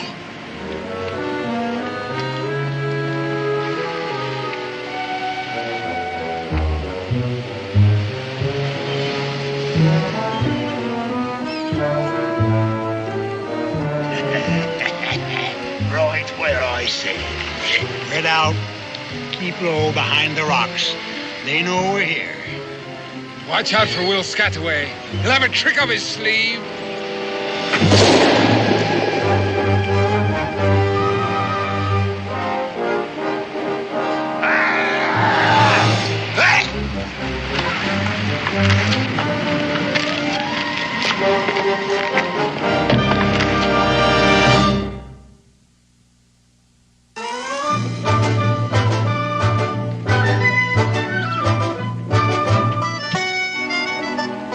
Becky, what is all of this? Well, the plow is the one you ordered for the Jimsons the day we arrived in Phoebus. Here's the bill of lading. The rest, I guess, was delivered with the plow. Madras cloth, licensed by the East India Company, delivered to Rebecca Boone at the Sign of the Dolphin? I needed it. I suppose we couldn't have made the trip without this fancy plate. Oh, Dan, I'm so tired of our wooden ones. I'm even afraid to try to read this Chinese writing. I fancy it says tea. Cincinnatus hasn't had an ounce since spring, and everybody needed it. I can think of one person who doesn't need it. Oh, I'm not riled at you, Becky, but... Thank you very much. Dan, I'm rewrapping these smaller parcels to make it easier for you to pack them. Oh, that's very nice. Doesn't make the wagon any bigger. You know, by the time I've piled all this on top of that, it's going to make this wagon so top-heavy. What are we going to do? Go down to the smithy and get a bigger wagon. Pa! Ma! You'll never guess. You bought something with your newly minted silver crown. No, a crow took it. A what? A crow. He flew into my room and traded me for it. Well, I reckon you've seen the last of your coin. Oh, no, sir. I followed him. He had a gold chain around his neck. A crow with a gold chain? Pure, solid gold. Square Deal's his name, and a deal's his motto. He can talk. He lives down by the ocean in a little cave. Well, I always thought he was a parrot. I think he's a pirate. If you use that sort of language, Buccaneers plighter. Oh, Israel. His best shipmate was named Israel, too. But he ended up climbing the king's rope. What? They hung him. Daniel. I'll talk to him when I get back. We're leaving tomorrow, I hope. And high time. Pa didn't believe me. That's because you exaggerate. And you went to the docks without breakfast after I told you. No, ma'am. Just come with me right now and I'll prove it. Right now, you're going upstairs and you're to comb your hair and wash your face. And then you're going downstairs and apologize to Mrs. Browning for being late. And then you're going to ask her to please feed you. But, Ma, won't you please listen? Did you hear me? Yes, ma'am.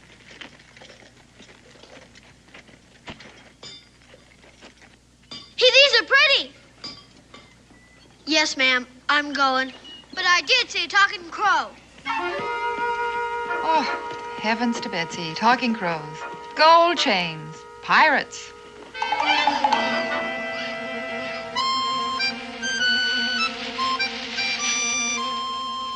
Delivered to Rebecca Boone. Sign of the Dolphin.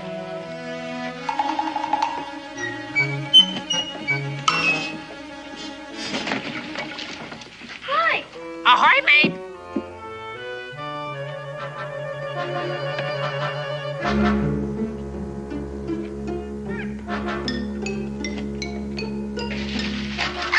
Hey! Hey! If you don't take something back, it won't be a deal, will it? A deal's a deal, mister.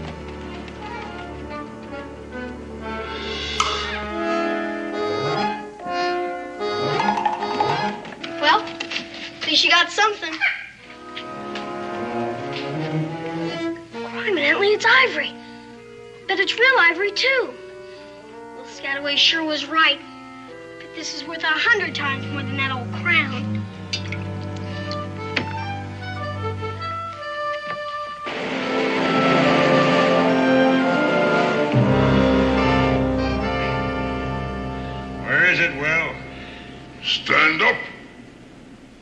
What'd you do with it? I don't know what you're talking about. Next, I suppose you'd be saying you don't know Judd neither, right? I knew Judd, Gentle Sam. See, I might have admitted I did. Why shouldn't he? It don't do us no good, and besides, we know he knew Judd. Hey, that's right. We were all shipmates on the Peril, weren't we? Hey, stand up!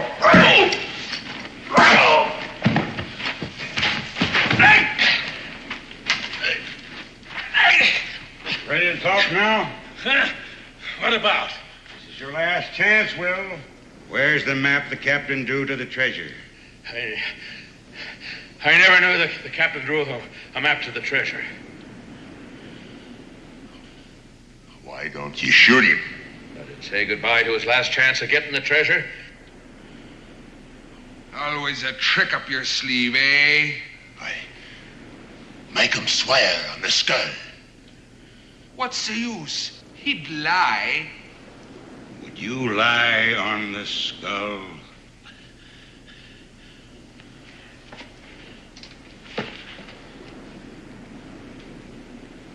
This looks like Short Joseph. It is. He couldn't lie on Short Joseph. Not hardly. Now listen to me, Will. When the captain buried the treasure off the Golden Lion, he drew a map so he could find where he buried it. That sounds reasonable. It's a fact. Otherwise, he might as well have thrown the treasure overboard. When they held the captain to be hanged, I offered him a monarch's funeral for that map. Shipmately thing to do. The captain gave the turnkey his gold earring to throw Hand out of the cell, which was Hand's good fortune. Otherwise, they might have kept him and hung him. Now, Judd was with him at the end. Why? To get that captain's map before he danced on air. Hey, Judd practically said so before you ran away from us. Give him the question. Will Scataway lay your hand on the Short Joseph?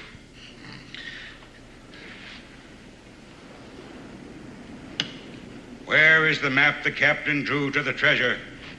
I swear on Short Joseph, I never knew the captain drew such a map. And I never saw such on paper or parchment. He lied. He lied on Short Joseph.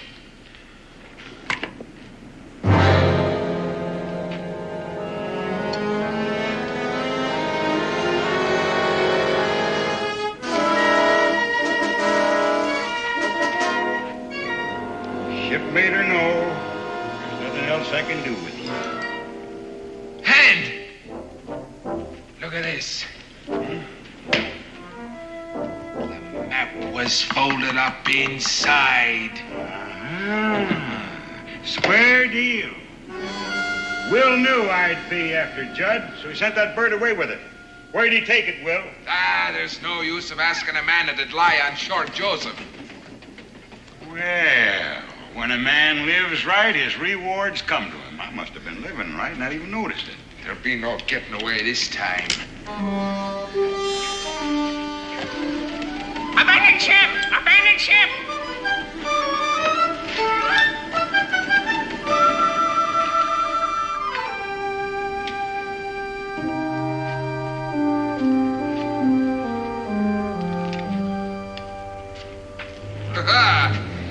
Will's in cahoots with a female. Female name of Rebecca Boone. Will, you always did have a way with the fair sex, you did. Fair women and black crows strive to please me. Well, they strive too hard this time. Oh! She wanted you to know she got your Billy Doo. Now, we know where we can put our hands on her, and I got ways of making female women talk. Females don't stand up to me the way Will does. You want me to kill him? No, tie him up.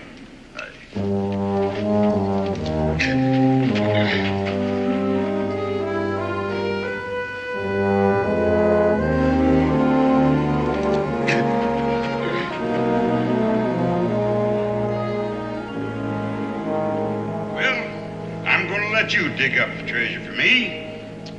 I'm going to drop you in the hole just like the captain did his fore. And you can say your prayers till we get back. Say one for me, Will, if you got time. I truly regret this, Mrs. Boone. On the other hand, I know where Square Deal took the map and I could get it back. If I could get but loose of this thing, if I could... Square Deal.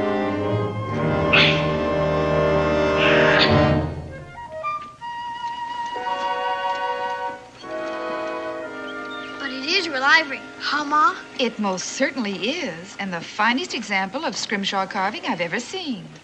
How much money is it worth? Israel Boone, you look me in the eye and tell me to whom this valuable ornament belongs. To me, Ma. Don't you dare tell me again a bird brought it. All right, I won't.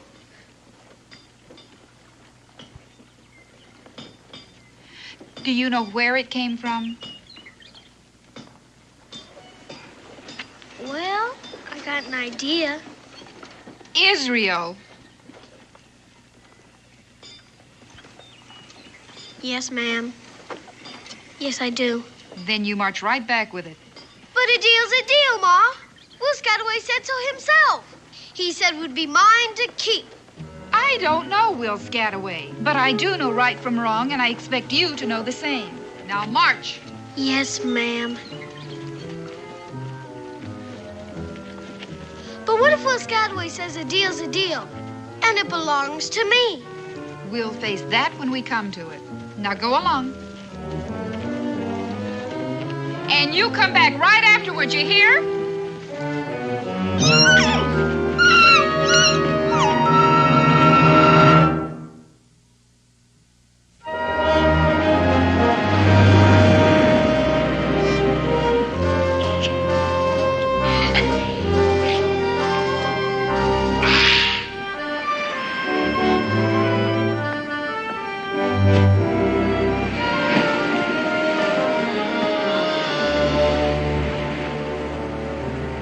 He didn't think much of his trade once he got it home. Israel! Israel, my boy! Yes, sir? Are you alone? Uh-huh. Come in, boy! Come in! Yes, sir.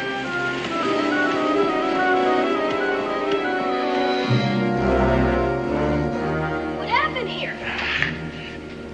What do you got in the barrel? Don't ask questions, son. Just try and loosen me, will you? Yes, sir. I don't think I can do it. When a man from the peril ties a knot, son, that knot is tied. Buccaneers attack you? You may call them pirates with me blessings.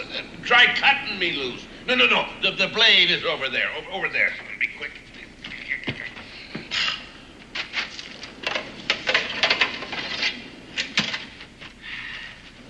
This is sharp. It had to be. Belonged to the head chopper of the Tower of London, boy. Do you mean he cut off heads with it? And he did the job so neat. After he cut a head off, he had to give the fellow a pinch of snuff to see if it were properly done. Oh.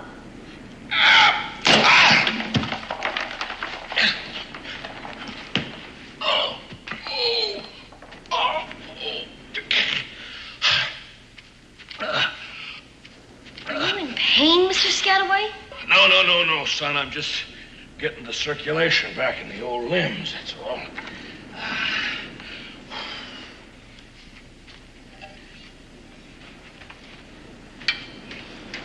Think them pirates will come back? As sure as the good Lord and made little green apples.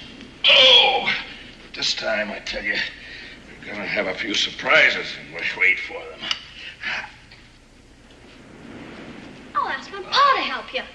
I'm sure that's meant in a friendly way, my boy. Any pirate he meets up with will be in bad trouble. Well, I'm sure of that. You remember what I told you? I remember everything you said. We're shipmates to the end. Well, that's a solemn prophecy come true because you proved yourself to be a true shipmate. Thank you, sir. You saved this old man's life, and I'll be thanking you when it ebbs out to sea for the last time, my boy. Shipmate, your other prophecy also turned out to be true. Did it now? You know, the one about not taking back my newly minted silver crown. Deal's still a deal, isn't it? Well, sure. Why not? Well, Square Deal already traded me this.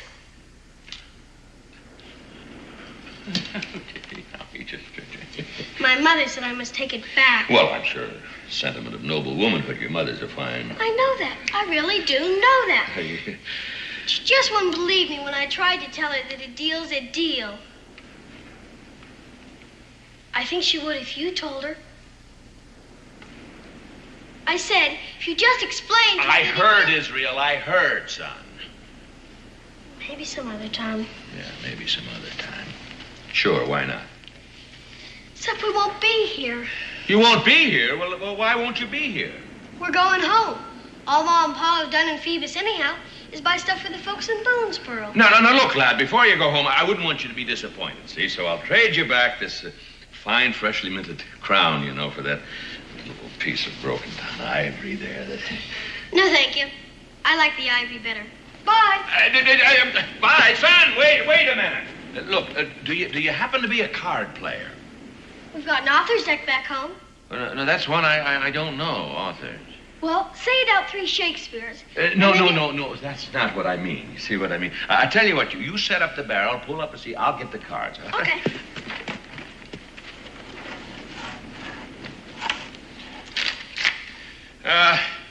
Here's a little card game, a seafaring game.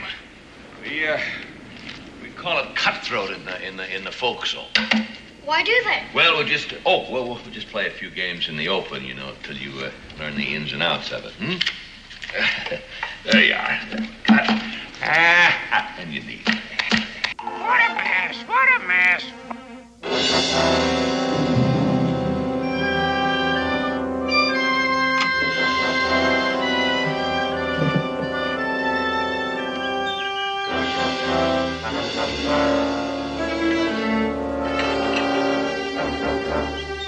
Becky?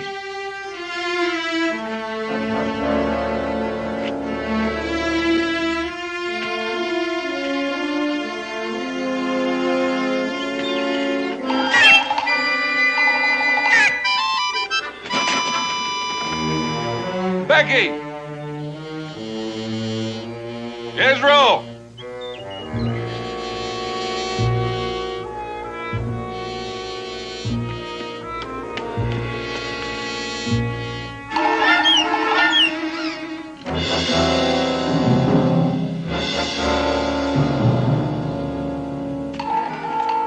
What a mess! What a mess! Well, a deal's a name. A deal's a deal. Israel told me about you, but I didn't believe him. Israel climbed the king's rope. What's this about Israel? They hung him, stupid. Must be something wrong with me talking with a crow. Now get out of here. Foul weather at the cave. What's this about the cave? Batten down the hatches, storm ahead.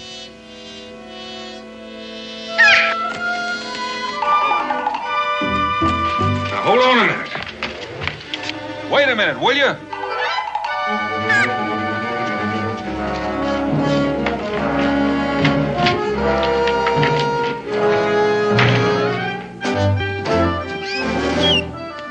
Go ahead and don't lose me.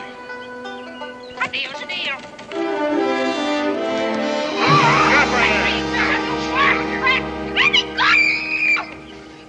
All right. Where is it, Beck? Where is what? Where is that treasure map? I don't know anything about a map, and I don't know anything about a treasure. And I think you've been listening to too many sailor stories. Hey, maybe I should wallop her, eh? In a minute.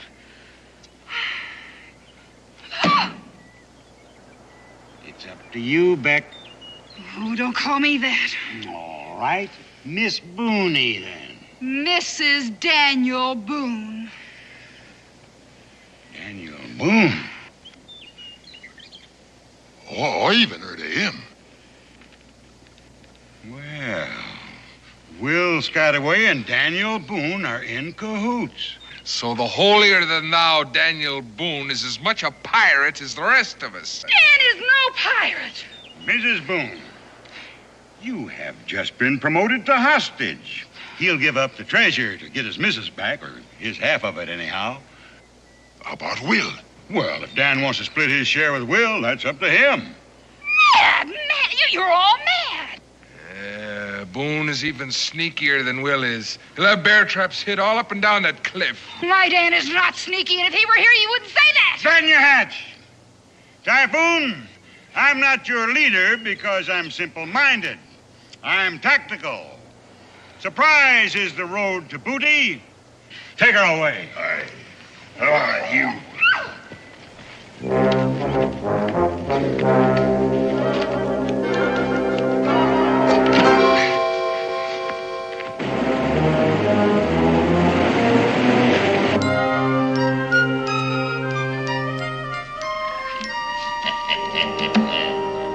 I win again, even with the cards face down. You were born to this game, Israel. Let's make it interesting. It is interesting. You like my head chopper sword? Oh, yes. As much as that ivory trifle square deal traded you? Well... How about the sword and these golden doubloons? Gee. I'll bet you the lot against that ivory trifle. Oh, no. Oh, why not? I'm not allowed to bet. There's no more time for compassion. Time for what? Just look at the sword and the doubloons. They are interesting. I've got no more character. I'm getting old. Well, now, you may not get any older. Pa! Outside with me. Now, where's my wife?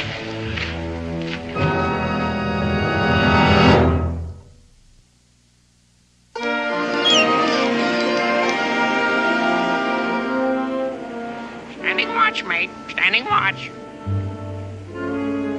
You stand watch for both of us.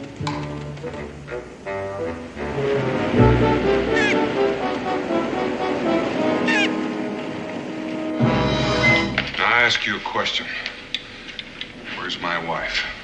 Well, I have a shrewd idea who took her, and it wasn't me. Was it them pirates? Yeah, my shipmates from aboard the old Peril. Then there really was a peril. Hand was a third mate. Ferocious and cunning man. And if I know him, he'll be coming back here. But what did they want with Ma? Well, son, you might as well know soon as late. It was my doing. Otherwise, old Will would be a dead man. Just tell it. Well, if the young sprout will... If I could just have the scrimshaw carving, if I... Israel? This is what Hand wants, only don't know what it is. Then how can he want it? Well, if I could step past without getting a hole in me gizzard, I'd...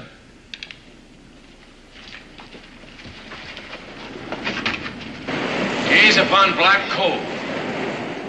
First time I laid eyes on it was 2 days after we sacked the Golden Lion. Ah, the Golden Lion. A rich prize she was.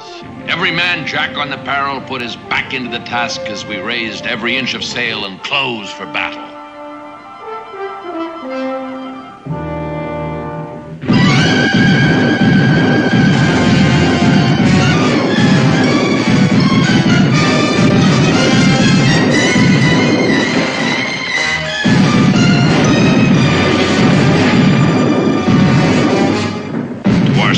She gave as good as she took.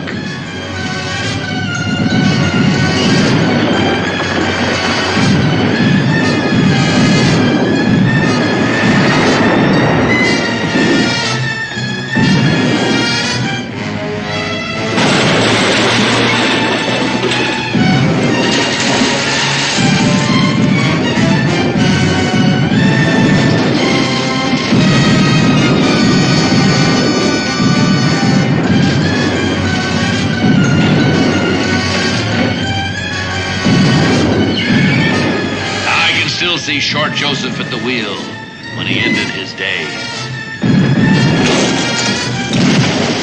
Fire and cannonball were everywhere. Still, the Golden Lion was no match for the skill and daring of the men of the Peril. It was only a matter of time till the crew of that prize ship lay dead on her decks. Dead to a man. We got her treasure aboard. But we were sore hurt. We barely managed to limp into this cove and beach her for repairs. That ship brought us fame and it brought us trouble. A ship of war was at our heels and we hid there. Set out to sea with the treasure in our holds. Well, His Majesty has ropes enough.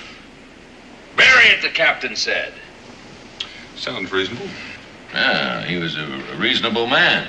Well, he buried the treasure and we set safely out to sea. And from that day on, every man Jack thought the treasure was his own. And day after day, they kept searching for the parchment map. And day after day, the captain, as if he didn't know what they was up to, he sat scribing his scrimshaw. And only I knew what it was. And this is the chart of the place where the treasure's buried. Aye, clear as print to those who can read it, and I can read it. But where are the letters? Letters are for educated people. Gypsy knots. Signs that thieves leave on walls. And secrets Jack Tar scribes on a whale's tooth. They shout out loud to me. Is that the Peril? Yes, it's anchored in the deep, can't you see? And there's the captain's longboat. And the stone lion guarding the treasure.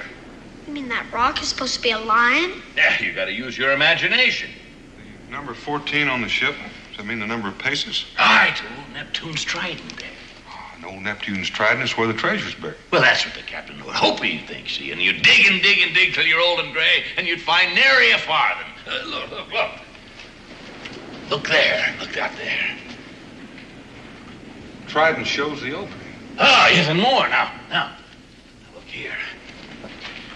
The center time's a compass, pointing true to the North Star. Now, the outer rim's a path to follow, moving by the clock, as every sailor this side of the equator knows. North by the star, northwest by north, due east. Hey, your father made a fine sailor, Israel. The North Star's over the woods, too. Due east. That brings us out just above the high tide line. South. Circling southeast. Due south to a point just level with the opening in the rock. With your 2 feet standing on your own 50,000 golden doubloons. My golden doubloons. He's dividing the treasure with us, Pa. Well, now, Israel, you've got to own before you can divide. Well spoken, Mr. Boone. Shoot him, Mr. Boone. That's hand. No, Pa. They'll kill Ma. It's all right, Israel. Mr. Boone, looks like we both got what the other one wants. Are you all right, Becky? Yes. Oh, she's all right for now. He won't hurt her unless I say so. But if I do... An old square deal was supposed to be standing guard. Foul play, mates, foul play. Breakers ahead, breakers ahead. Mr. Boone, I got a deal for you. What kind of deal? I get the treasure map. You get Mrs. Boone. It's a deal. Well, I reckon I agree, especially when there's nothing I can do about it. Well, you ain't gonna give him the treasure. Let me have the chart. But you can't trust it. 1 minute after he gets his hands on it, he's just gonna... Stay put. The captain come to life again. Why, he'd have killed us both, Will, without turning a hair. I admire that in a man. Scataway. Yeah, well, I must have dropped it in... Hand it over. What's that? What are you up to? You've seen it before, haven't you?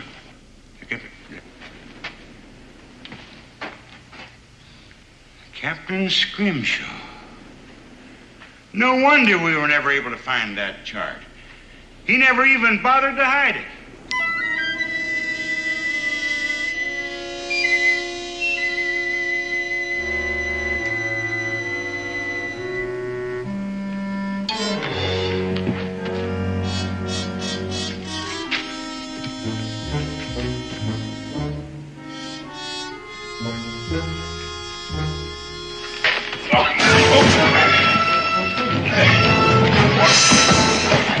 All hands on deck, all hands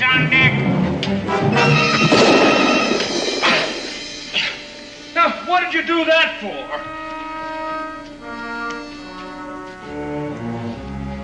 Farewell to the treasure. Looks like we're going to have quite a hanging.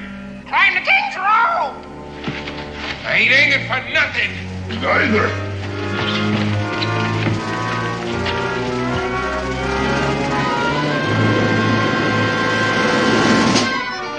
Don't let him get away. Paul let him get away. And we're all alive. What difference does that make? Treasure's gone. Where is it, though? Let me see. North with a star. Northwest by north. Due east. Paul remembers the whole thing. Oh, glory be, son. Come on, come on. If my figuring's right, it should be just about there in those rocks. We're rich. 3 cheers, we're rich. Hooray!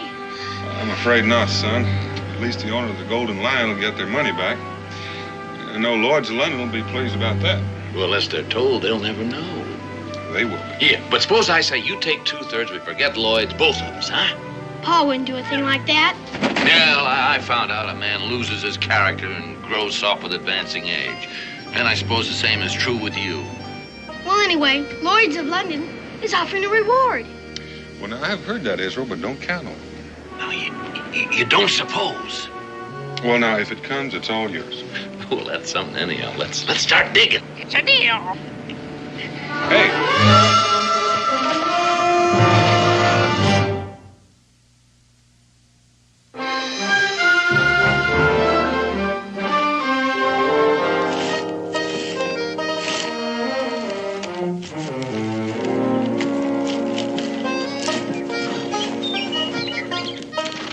All right, Will. Aye, mate. All right, make her fast. Yeah, taut can be. There we are. Ship shape. Oh, no, Becky. But these are our things, Dan. Slack her off, Will. All right. Stand by to receive aboard. Becky, you're going to have to drive. Will and I'll have to walk alongside to steady it. Yeah, if we run into rough weather, we can throw out a sea anchor. Come on, boy.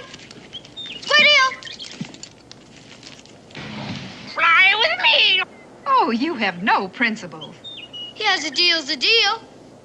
All right, move out, Becky. Yep. Well, after you visit the Boonesboro, you're going to go back to sea? Well, we haven't made up our minds. Buccaneering's pretty played out as a trade. Well, you can get some money from Lloyd's. You could buy a store in Boonesboro. Afraid I wasn't cut out to be a storekeeper, mate.